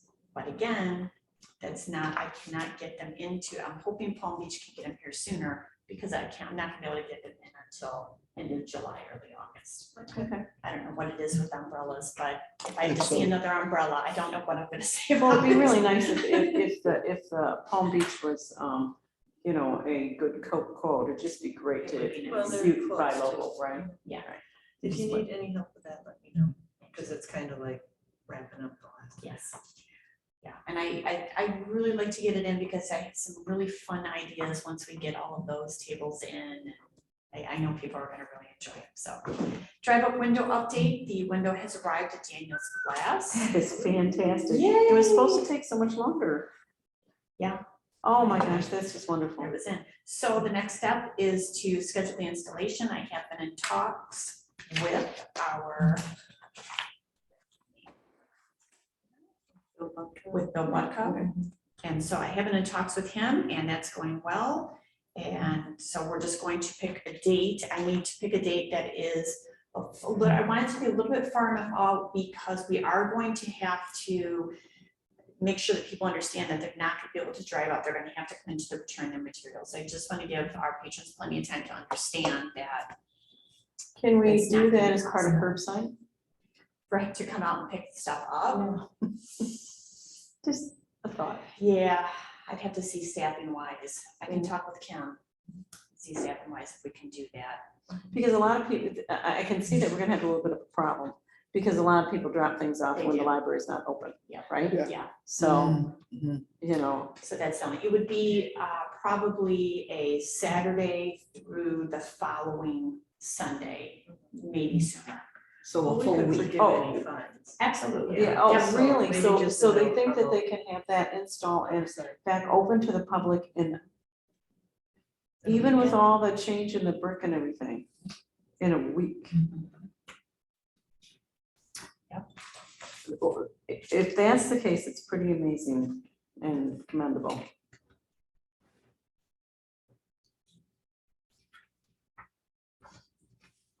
Yes, 2 days for external work, 5 to 7 days for interior work. So 2 days for external work, so they're saying they only need that 2 days. But it's that interior work that is the reason that you can't have that open for books to be dropping in to the area. Okay, Because they're got putting it. in the cabinetry and they, So you have to put a sign up there that says to them too, that fines will be waived for that. and I want to get that out, I want to get it out on the For website, sure. on social media. For so sure. They understand.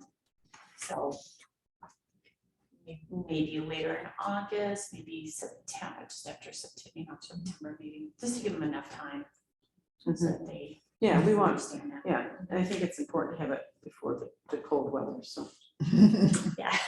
They can also return them to neighboring They libraries. can, yep, And that, so That is that might be another- That part of is the, true. that is So another it's- option. it's an after hours And they count, only can do that, well, they can go to Highland.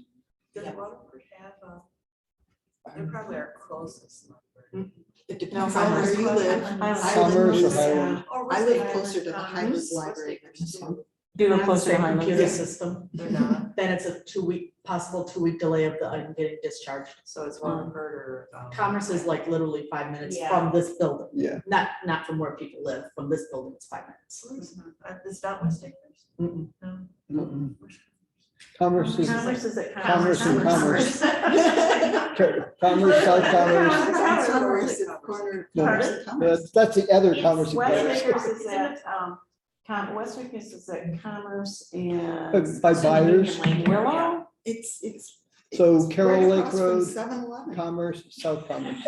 It's Really? a- Yeah, Kitty corner. Yeah. You know what, because it sits back. Yeah, But- so I but would West just suggest we Acres is- Give them options in the. Yeah. posting, yeah. West Acres is east of, West Acres where I took the kids. 'Cause of the That's where I little took my road, kids. Yeah. my youngest, he was waiting. He made me go like a half an hour before they opened when they redid it. Uh-huh. Because he was insistent that he was going to be the first person through that door. And I think he that's was funny. 4. Aw. Oh, yes, and then, and unbeknownst to us, he got all kinds of gifts because he was the first person through the door.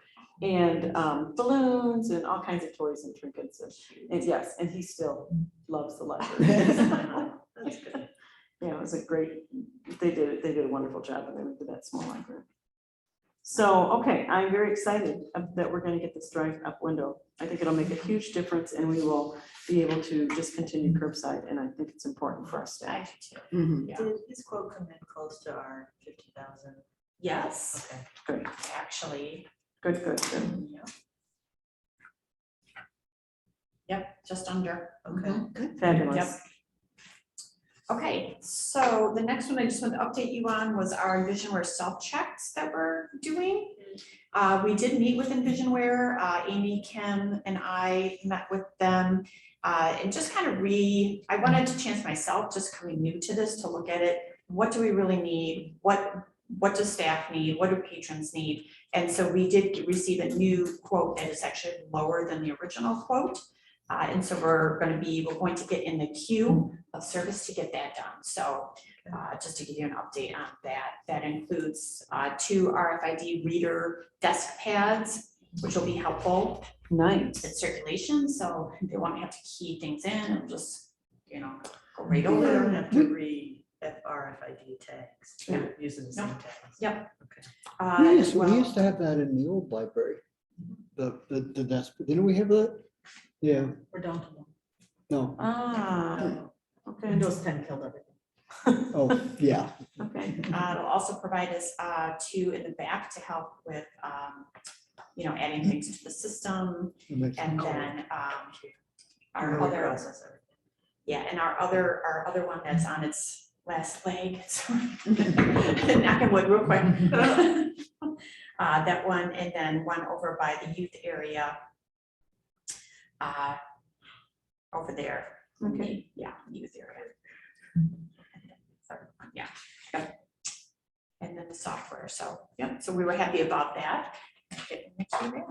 Cool. Visionware. Okay, so progress on tax exempt. So I gave the staff, when I came in, I said, does everyone use a tax exempt form? And I just took a blank one and signed it and would make sure that every staff person has it. So when they do go out, please present this when you go, because I don't want us paying taxes Sure. anywhere. So, so that was given out. Heather was great to get our Office Depot exemption process. Yay, Heather. Thank you, Heather. Speech. So your tax ID number's on the form. Right. Okay. Yeah. I just know that's what I look for. And a lot of even Joann's and all the places like that will keep that on file for you. So that's kind of nice. We have a computer system now that does that. Or we have to do it by computer, so it's nice. So much. So one of our consumers discrepancy was resolved. So now matches Joseph County. So good for that. And we're updating multiple accounts. Thank you, Heather, for changing over the library director so that vendors know who to send their invoices to. Thank you much. Okay. Yep. So, and speaking of things like that, are you going to, you know, you had a P card when you were at Novi. There must be a process for that. Is that something that, you can look into how Novi did that? Set those up? Sure, yeah, I mean, just off the top of my head, we just had a straight up credit card. It had the library director's name on it. And that was the one that was, yeah, that was the one that it said, Novi Public Library. That was the one that was used when staff would take that out to different places. and use it. Okay. All right, that's a little different than what I'm used to. Most people that I have worked with have their own P card. So we have like an account with American Express that was specifically purchase cards, but we all had our own. So Now, you this just- is how, like, with our school, we have one card, You have one card. and that's, Okay. Right. and we, Do I need to Do you look have at that multiple through? Cards of the one account, or there's just one physical card? there's one fiscal card. Yeah, we And said one. and it's mostly used online. Yeah, that's what and A that- lot online. Yeah, But these ladies do things in the local community. We used it for that as well. Yeah. We said Okay. Go to Walmart or Mhm. Kroger, because oftentimes you're going through the self-check anyway, mhm. Okay. but. Do we need to do that through PNC? It can be American Express, or it could be, Yeah, maybe you where know, you get- anywhere. Maybe something that lends itself to a good like reward system. Yeah. Just have it this straight might up be a Visa or lot. MasterCard. Okay. Yeah. Well, I think I was surprised when the first time I signed checks that we didn't have something in that way, so. Yeah, it was- Us. I mean, Well- Amy explained it to me, but I still thought it wasn't the way we Yeah. should do it. So technology, our new awe machine is here. It's been put out for patron use and been well received. What's an all? So that is the touch screen for the young children, with all of the pre-laid out games inside of it. Okay, Yeah, educational. so is it Software. over on the counter here? And which one is it that's over at the counter? It is. It's bigger, and there's two that have exactly the same. This is it's more of a Slightly. different screen type, and actually it's a completely different vendor, so for the machine itself, so it doesn't look like the other one. The other ones were, Okay, I'll have to look. yeah, To check that out. Is it easy to see what's age appropriate for each age level? it's all pre-K. It's Okay, based on pre-K. okay, thank you. For us with pre-K. Bring your Little pre-K ones. over. Yeah, yeah, for sure, that's what I'm thinking. Absolutely, my pre-K absolutely loves the library. Security, no issues at this time. Memorials and gifts, items are still coming in from previous purchases, with some of the remaining funds. We have purchased one material for our seed library. And for storage solutions, which the children's department is always gonna need for their ever-growing programming. And again, book sale, which I will be seeing the friends tomorrow. I'm meeting with them. So can't wait to hear more about how the book sale finally turned out. And of course, they have their quarterly meeting on June 29th. In the evening, usually it's during the day, so that's very nice. It's gonna be an evening. one night. 6:30. Yeah. June 29th, 6:30. It's here. Yeah. And what are you gonna talk in your director's report, new business, full business development? I have some information, a printout that I have ready, available for you guys to give to Okay. you. Thank you. Thank you, thank you.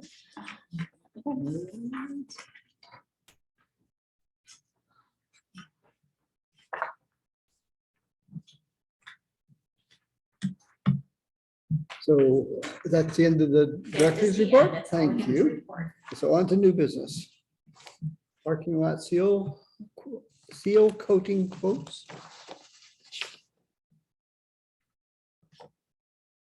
Okay, so when I first came aboard, I understood that we wanted to get some quotes on seal coating. These were given to me. They were done before I came, so I just want to give these to you to give you a chance to look at them. What you're going to want to pay close attention to is one of them out of the two is quoting you basically with one coating.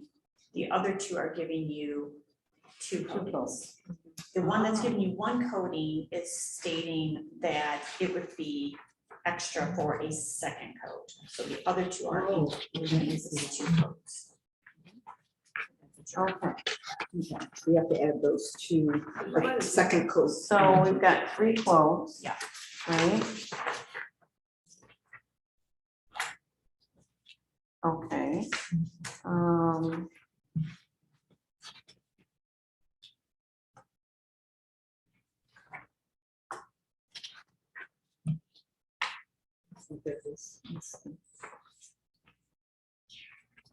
Let's see. So this asphalt express is only one coat. No, I thought it was They have, they, this one. there's 2 of them that have Titan has optional. two. Titan has Yeah. One with an additional. One. The cost per second Right? one. plus Yeah, on optional. page 3. As an optional. Mhm. And then. that should be-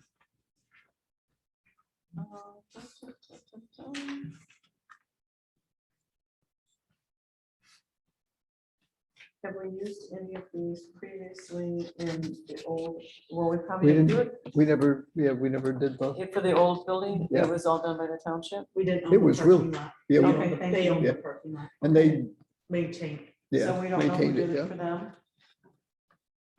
So this is new for us.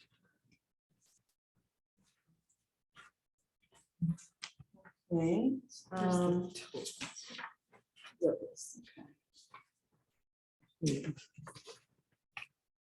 Okay.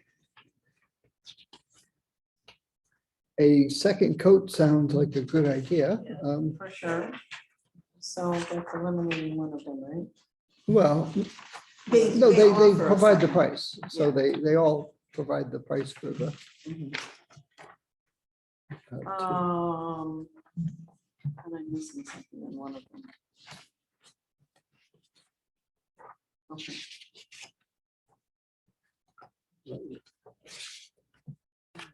Yeah, I don't see it on Asphalt Express You're saying right. that it's 2 coats. No, it does not, but the price sure. Sure is it should high. be. But they don't want to do it.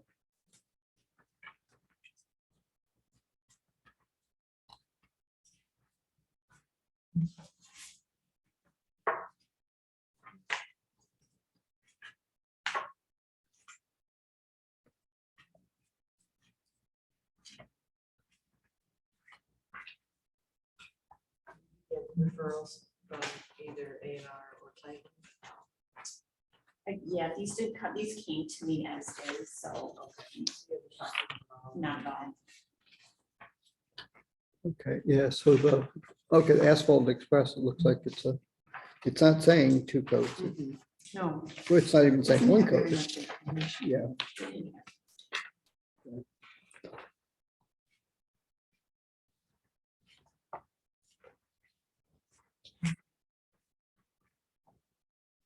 okay, so some of them talk about crack repair. It's crack sealing by the box. You know how Yeah. thick their coats are? I know Asphalt Express does a 3-inch. 3 inches. It That sounds doesn't like sound right. asphalt. That's not, that can't be. This, I mean, it can be, but it just doesn't make sense. No, they're talking about Yeah, and that they're new talking. asphalt. Yeah. They're talking about new installation in this handout. Yeah, I don't know why they're. Well, you can see they've got the check marks, right, for seal coats, stripping, and hot rubber.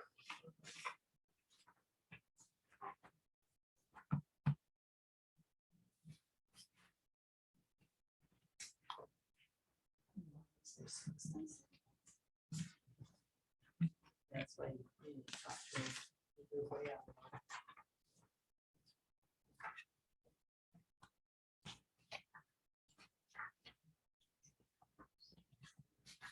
Maybe we'll form the community church over there.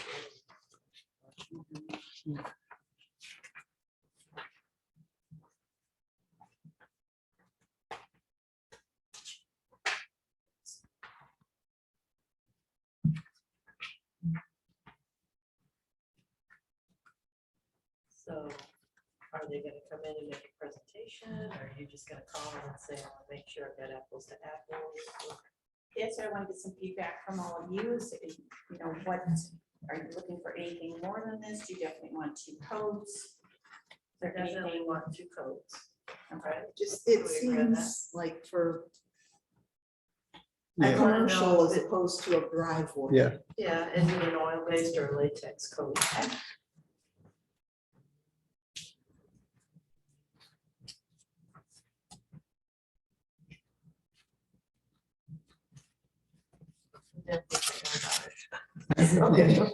Niagara Force Premium Sealer.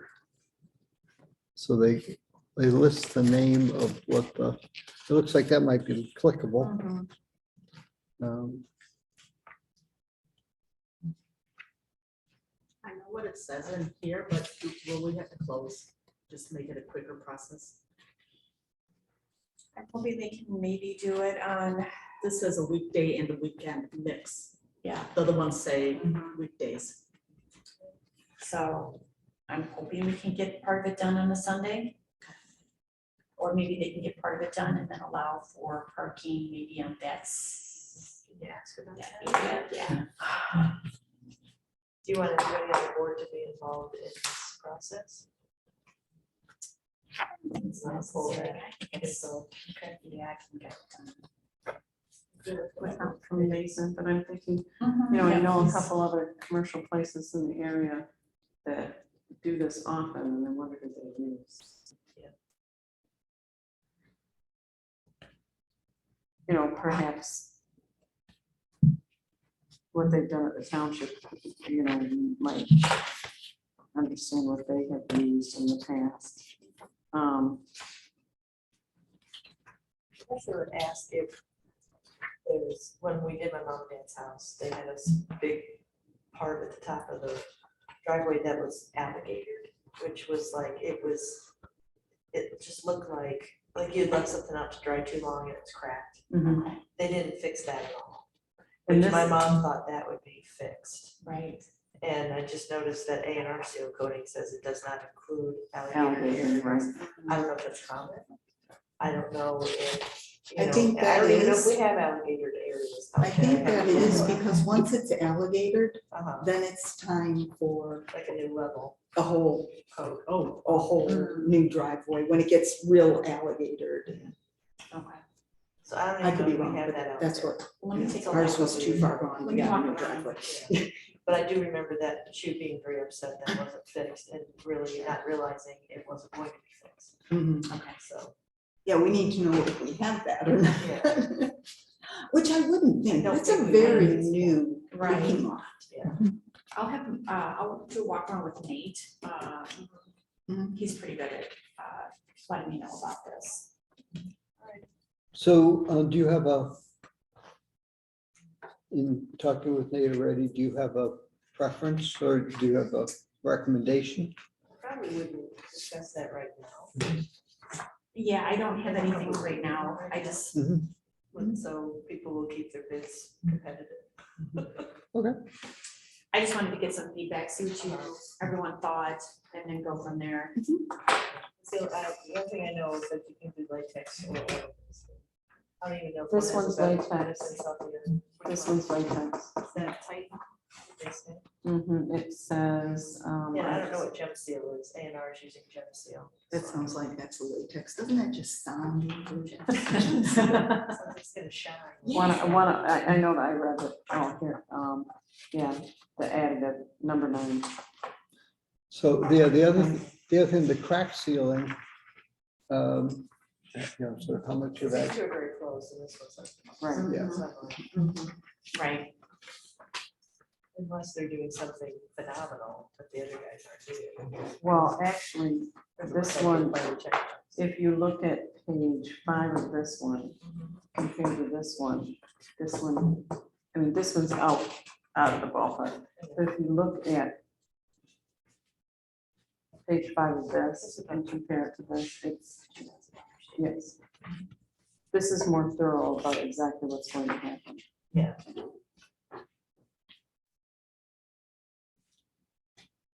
Roof.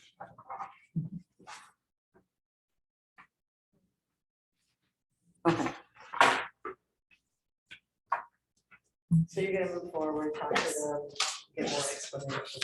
thank you. Do it like over, well, I'm sure everybody in the world wants to do it over, you know. Well, and this one mentions that they will accommodate a weekend. looking at a big difference in the line striping What would cost. be nice is to somehow work it in with the window. That'd be- Just saying, I don't know if I can work that kind of magic though. That would, That would be nice. that would be nice. Except that would make it, Well, here's one other thing I was thinking. how is- would they have access to the, I know, I'm That's just the- get the outside done first and then. You come in and you don't get through. That's right. yeah.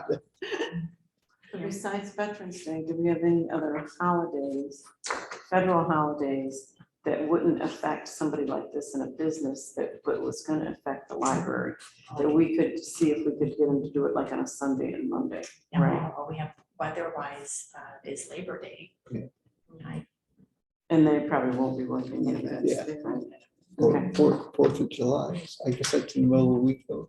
No, It's- no, it's a Monday. Monday. this year. It's Monday. Yeah, but same thing, it's. Right, people are, yeah, that's, I'll find out some more Okay. information. Do you want me to bring it back to you, or do you want me to just? well, I think that, If you, I mean, if you wanna take it, do it, because it's, well, we have to approve it, because it's under, it's over 5,000. right, Yeah. right. So we're gonna have, but if you wanna come next time with a recommendation, I Okay. chose these guys and this is why. Yeah. Then we- And you've looked at least 3, you know, and, Mhm. you know, Mhm. got competitive bids, then Yeah. I'm good with you making a recommendation and us approving it. Mhm. Mhm, mhm, mhm. As long as you make sure it's 2 coats and whatever else, so. My question has to do with the line painting. It sure does seem that the lines disappear very quickly, Yes, you know, I know like there are some- no lines there anymore. I owe another place that I visit often. But this is Usually gonna has to have their seal line coat. striping done almost every year. Okay, I do know that. okay, Where because that's what I'm someplace that wondering. It's Rich and just I like everywhere. I Well, I go. am thinking Yeah, that I think they do their line striping every year. when you put the lines over fresh asphalt, it goes away very quickly, but when you have The seal coat, it stays a multiple little. seal coats, I Okay. think it stays longer. Just seems like, you know, you go, oh, the salt hits it, it's gone, and we never see the lines again. Yeah, that was how. It it- just, that's what it There seems was like, a you know, big it's- difference between the price between those two, so maybe ask them why. And the concern that it's not disappearing. I don't have experience, we have a concrete I was gonna say. driveway, so, but the effect of snow plowing on seal coat, Yeah, is it, I don't know. yeah, Well, speaking of that, I, Moves Good right into segue. the next. so I do have to get a couple more snow and ice quotes, but I just wanted to give you an idea of what I'm looking at with Okay, what's out there. Okay, I don't know what you have used in the past, but this one was one that has options for 3, one being all-inclusive with a couple caveats that I've looked at and dealing with. and then some basically seasonal. So I just wanted to give you an idea of that and how the cost can be split. It can be paid in November and one can be paid in February. So I just want to give you some ideas of what I'm going to be looking at for snow and ice removal. Just make sure they get you on. I did. Yes. I actually met with the person. I met with him in person because I had some concerns about some things in the contract that I wanted to address before I even. One Okay. thing I forgot to mention when you were going over this is Kim's showing us support services, but we also call her head of circulation. Yeah, that's a So- good question. Would that be clarified? Because I've heard both. Head of circulation. Okay. So we should just, the next time we do this, Emily will be Yeah. on it. I've always wondered what to deal with. I'll make a note of that for next time. Thank you. I think that got changed from the last one. It always used to say head of circulation. Well, it's back to, What? maybe they use an old form because it's back to support services. She's been head of circulation for. Well, that's what I thought it was. And then I saw support services and I thought, well, maybe we called it something, changed the name internally, and I wasn't aware of it. But I saw she was circulation on the face chart. I gotta Yeah. check the website. Yeah. too. It's it it's says head of circ on the, All right. Okay, any questions on that? No? I'll be finding more snow coats for you soon. Okay. I don't want to say that right now. No, But that's I have- perfect, nicely in advance. So the next thing I want to bring for your review is a review of policy 1J, the quiet study rooms. And mainly it's the quiet study rooms, but the whole policy says open and maple as well. So if you look at that sheet where I've red highlighted, the area that I'd like to remove. So basically, White Lake parents right now are in an increased need of tutoring services for their children. The pandemic has caused many children to fall behind. We are doing parents a disservice by not allowing them the use of these quiet study rooms for tutoring purposes. Many children need that quiet one-on-one time to learn in a closed environment. We already have a 2-hour time limit and most tutors only use an hour. And also if there are other people waiting for the room, they are limited in how long they can use the room. So we wouldn't have the tutor after tutor using the same tutor using the whole time. In addition, other local libraries do allow tutors to use their study rooms. We do not want our residents to head to other libraries when we could be the ones to help them. For that purpose, I have attached for you. So Oakland County Literacy Tutors may use a quiet room for tutoring. Denise was very adamant that anybody for profit couldn't use. Okay, for-profit tutors may use one table and many other spaces in the library. Because I was an Oakland County Literacy tutor for And that's years, fine. and I used a study room Yeah. when I was in West Bloomfield. That's fine, and I get it from that side of it, but the other side of it is that these are our taxpayers that are using those We've had tutors. this discussion before. Okay, so I So just you're wanna, not Okay, so I've suggesting attached, anything I haven't thought. okay, good. So I've attached Commerce's, I've attached Highlands, I did attach Watford, we only have one. Do you want to give priority to Oakland County nonprofits? If there were like, everybody was here and wanting the room. I certainly can, I mean, how often are they? How many study- That kind of does put the reference staff into policing mode if we have to say, you know, Yeah, I mean- that just makes it a little difficult for what are you, I guess it depends on if they identify, if they self-identify Yeah. themselves, I don't have any problem, but I don't think right now the usage is such that we're going to have that type of problem. so but when people use a study room or a quiet room, they have to check in, right? They do. And Yeah. we don't have any online reservation systems No. yet, right? We haven't gone there. So Correct. there, and you're not, can you first come, first served. it's just that day. Mhm. Like I can't say, oh, I see. want it next Thursday. I want it every Thursday Thursday. at At 3:30. 4 o'clock. You Oh, can't I do got that. 3:30. You have to come in one day. And if you can't get a Ah. room, then you pick a quiet area. Exactly. You have to do that. See, That's in West how it is. Bloomfield, for their quiet rooms, I was a Oakland County literacy tutor. And I could book it for, I did it every week and had the same standing appointment every week. I might have a different room. Sure. I would come in and they would say, okay, today you have room 2B or whatever. Right. But I always could book it in advance. They were very, they had a lot of rules on it. I know, because at the time I worked at Commerce and they all came over to our house. So, Oh, West. all the school ones, all Okay. the school tutors came over to us over there. Would they, do you want to give a week in advance to nonprofits and everybody else's ASCON? I just don't want to, And I think, do we want to do that, or do we just want to make it open to everybody? I think to make it open to everybody, I mean, if we get to a point where we see that I've got a lot of Oakland County literacy tutors that are saying, we need, then I would dress accordingly. But I would also like to make sure that they're helping White Lake residents. Right. Are they tutoring White Lake residents? I just want to make sure that we are doing that. Or are they a White Lake, or are they a White Lake? Or resident? are they? Or is it Because tutoring I didn't themselves? tutor West Bloomfield residents, but I was a Right. West Bloomfield resident when I was So- doing this.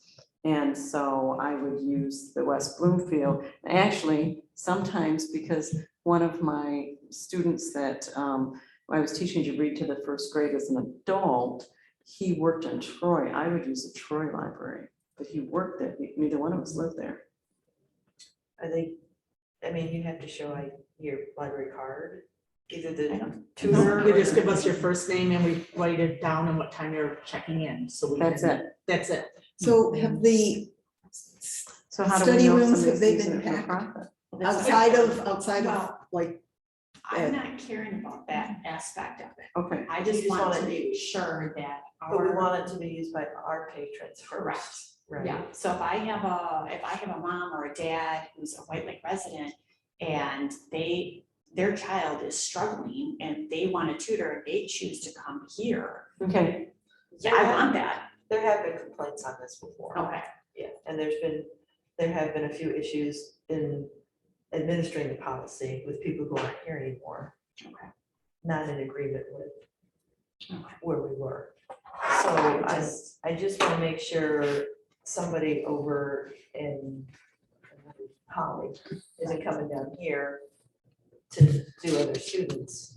I want to make sure either the student or the tutor is from our area. So priority to White Lake Why not residents. residents with library get your library Get your card. library cards? card. Get your library card. We could do it by, if they came Would the in, staff be okay, like having to just show a library card to do it? If you don't have a library card, go get a library card. We get enough complaints from staff when people have to go to the front desk to get a card to come back to place a hold. I have a feeling I'd get a lot of pushback how from about a which driver's license? they have to have a card to log into the internet or to place a hold. Yeah, a license would work for the room. For the room. For the Yeah, room, yeah, but sometimes we're just like, what's your name? April, okay, I'll write you down and we're doing 15 other things at the same time. So Yeah.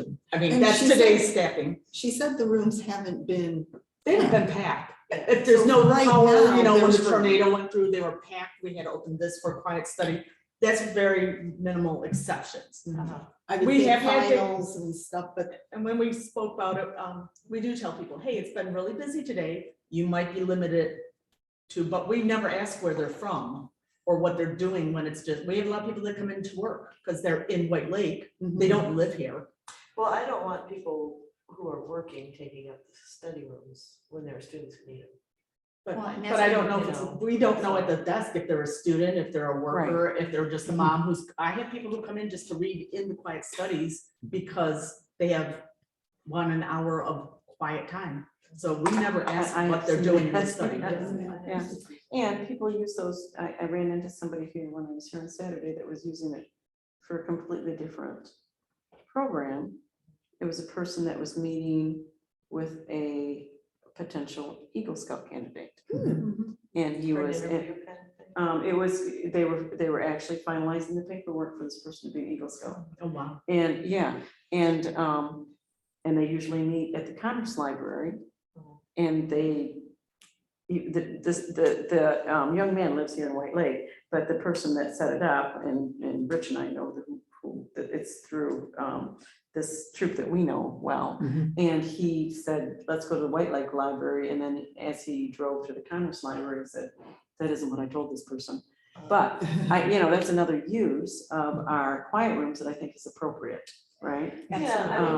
So what you're really wanting to remove out here is the stipulation for for-profit tutors, because you're saying a parent might actually be paying a tutor to help their child. Yeah. Which it totally makes sense. I'm good with that. And it gets them, the point is, it gets them here, right, if they. For sure. And they're not Here. called study rooms, they're called quiet rooms. Quiet- Quiet yeah, study. The quiet rooms. quiet rooms, yeah. Well, it's quiet study rooms in here, yeah. We call it quiet study, I was wondering what the label was on the sign outside, I can't remember. quiet study, or it says 8, 1, 2, 3, 4, 5, or ABC. Yeah. 1, 2, 3, 4, 5. So that's all you're The really policy. asking is to get rid of that one sentence. Correct. Yeah. We can, procedurally, I mean, we can look this over, we can put in something. I don't want it to be a Preference. burden for the staff, I don't, Yeah. I but think, and I don't want it to be confrontational for the staff. no, Right, But I would like to know that they're being used for good uses and not for somebody to come in and work for the day when they could be going to Big B's, or I don't want to be the next Big B's or the next Starbucks, or people come to work. but I think for Okay. now, And we're if- not supposed to use phones in the library. Does that extend to study rooms? No. We Because have enough- I have we have seen enough people trouble- in the study We have rooms trouble using their phone. enforcing the phone, no matter where it is in the Mhm. library, because some staff are not comfortable at all saying, can you take it? We ask them to come into the lobby. Not all staff is even comfortable doing that, Right. even though, I can understand that. But I People walk get by the upset. study but we do Just on have the people I do mean, I like have heard interviews. people outside of the study rooms talking on their phones Oh, in an agitated manner. Mhm. So I don't want to see a lot of that. I guess it's maybe a different policy I gotta look at. Okay. well, why don't we just look at it as They're getting called rid study of rooms that on the list. tutoring away, and then if there's issues as it goes along, if Yeah. there starts to be issues, then Yeah. relook at everything. So, Yeah. you know, the Yeah. staff, Mhm. if they start seeing problems, We could- So you know, because it's fine, instead of somebody having comes this- in, but like you said, if that's a private tutor that comes in and sits all day and makes a lot of money Yeah. to sit there, you Yeah. know, that could end up being a problem, but if it's not a problem, why are But we we don't dealing even with it schedule now? them, right? It has to be first come, first Yeah. served. It's first Yeah. come Right. in again. And you're limited to 2 hours. Yeah, you are Yeah. limited. And we Right. could even. When have- others are waiting, When Right. others are, yeah. right, so And- I'm just saying, you know, a problem could be much later, but we don't need to deal with a problem that isn't Amy, here will yet. people kick people out when there's people waiting? We just knock on the door and say, we're sorry, your time is up. Okay, We need you, somebody's waiting for the room. okay. Perfect. And again, when it's busy, we do say to them, just so you know, you may be limited to 2 hours. Yeah. If nobody's waiting, Uh-huh. we'll extend, we'll just knock on the door to let you know your time is up. That's Well, how, could they that's, get back in the list too, I guess, if they. we haven't had that happen because it's been so busy that we haven't even been able, we don't keep lists because again, it's first come, first served, but we don't let somebody say, oh, I just left number 1. I'm Oh, I wanna going get into on the number list. 3. Now I want you to kick out number 3 because their time is up. We don't do that. We let them know that there's other tables in the building. Okay. And we've never, and again, when we did hit the full capacity because of really extenuating circumstances, we opened here and said, you can't talk on, a lot of people were doing Zoom last year during the thing, you had to talk and stuff, so we said, you can't do Zoom in this room.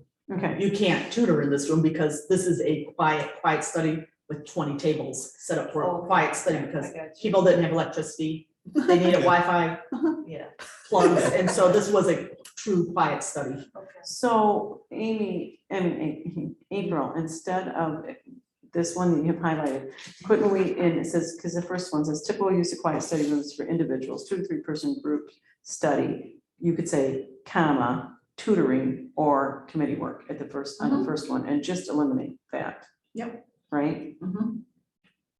The only thing you're gonna wanna keep, the tutoring is in the teen area is prohibited. Yeah. Okay. What about the Idea Lab? I have seen groups of kids come in to study together in the Idea Lab. We don't sign an hour or anything. Nope, But so. if it's reserved for a program or whatever, Then they they just can't use it. Okay. so. And I mean, while but that they're would be in normal. there, people who want to use the Idea Lab Can use it. can use it. Okay. Yeah. And then they're given warning, you know, that, hey, we've got a program starting at blah, blah, blah Mhm. time. Just give people a heads up. Okay. And if they're gone for more than 15 minutes, they lose their spot if there's someone waiting. Is that Mhm. lining? We had one issue because somebody left their computer and plugged in and we had no idea where they were and we had physically seen them leave the building. We thought they were using the restroom or taking a Oh, phone okay. call. Yeah. And then they were gone for like 45 minutes and Kind of. we weren't comfortable touching their personal stuff, Right. but it was a known patron, so we knew it wasn't somebody just taking off. So Yeah. that was the only one time we had a problem. So the Maple and Oak rooms are reserved for larger groups of 10 people or less. And those are still first come, first served, correct? Okay, thanks. I don't think 10 people actually fit in it. Yeah, I'm thinking it's tight. There's one that they will, but the other one won't. Yeah. It's extremely tight and Yeah. it gets very hot because the window, it has sun all day long. Because we had a meeting in there and we were kind of doing. Meetings in there before, Yeah, the small room is nice, but it only fits Okay. comfortably 4 or 5 Yeah, max. yeah. Great. So do we want to, So I'll make a motion that we'll remove the word about for-profit tutors, the wording on for-profit tutors. out So, of the wait a minute, where's the Quiet for-profit space. written? Well, Oh, right I was here. thinking that we actually remove Move that all whole- of that except tutoring in the teen area is prohibited. Okay. And not even mention the Oak County Oh, literacy no. tutors. Yeah. I don't think that's necessary. Okay, so. And So said just remove typical, everything that's highlighted. yeah, but the first sentence, typical use of the quiet study rooms is for individuals, 2 to 3 person group study, comma, tutoring or committee work. I wouldn't add, I That would- think And then we're we taking need all to- the that rest would of be the a 2 or tutoring. 3, that would be a 2 or 3 person group study. Well, I would just Well, not say, really, the use of Rich. a quiet study room is for individuals to work together quietly. Yeah. That's all I would say. Yeah, I don't- care what yeah. you're doing. I don't know whether it's You tutoring don't or, Make it too wordy. Okay. plotting revenge or whatever it is. Yeah, Typical use of the quiet study room is for individuals or 2 or 3 person groups. And that's it.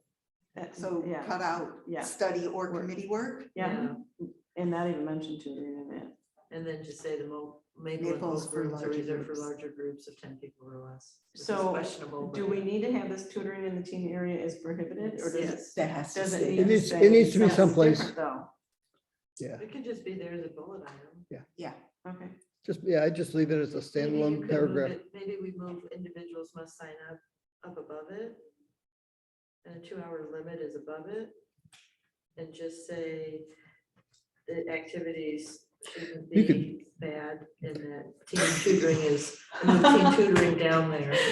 You could put the tutoring in the teen area is prohibited as the last, Yeah. because these are all like bullet points. yeah, Just move it to the bottom. Different color. yeah, because taking safely or attacking materials is also prohibited, so, You gotta make the bullet points in the vision. Sure. okay. But they don't have to be connected in any way. Do you want to see a final draft next month? Or do you want to just put it in, No, yeah. So I'm making a motion Yes, Jen. to amend the quiet study room policy and Oak and Maple room policy in section 1J. What is this, policy and procedures manual? Of the policy and procedures manual. Public policy manual? Public policy. Then, as discussed, or you want me to say more? I'd say as discussed, because you got it and then we don't have to write, Yeah, have it all in there. You know, Then we don't have what the policy change. well, we'll remove section 2 or line 2. Paragraph 2. Yes. Moving paragraph 2 motion to and amend. maintaining the tutoring. wording in the table.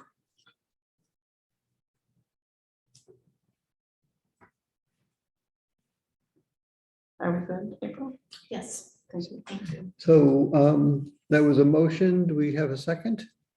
I'm second. All in favor? Aye. All opposed? The ayes have it. My parents, thank you too. Yes, for sure. No, I've For sure, always, for sure. Staff will thank you too. It's one less. I've always- Policing. yeah, I've always. It looks to me like the 2021 audit is, we've It's kind of done. already, We have to accept the audit? I believe so, don't we? yes, Okay. yes, you're right. Can I make a motion to accept the 2021 audit as presented? By Greg I go to report. to from Brethren, Wagner and Company. PwC.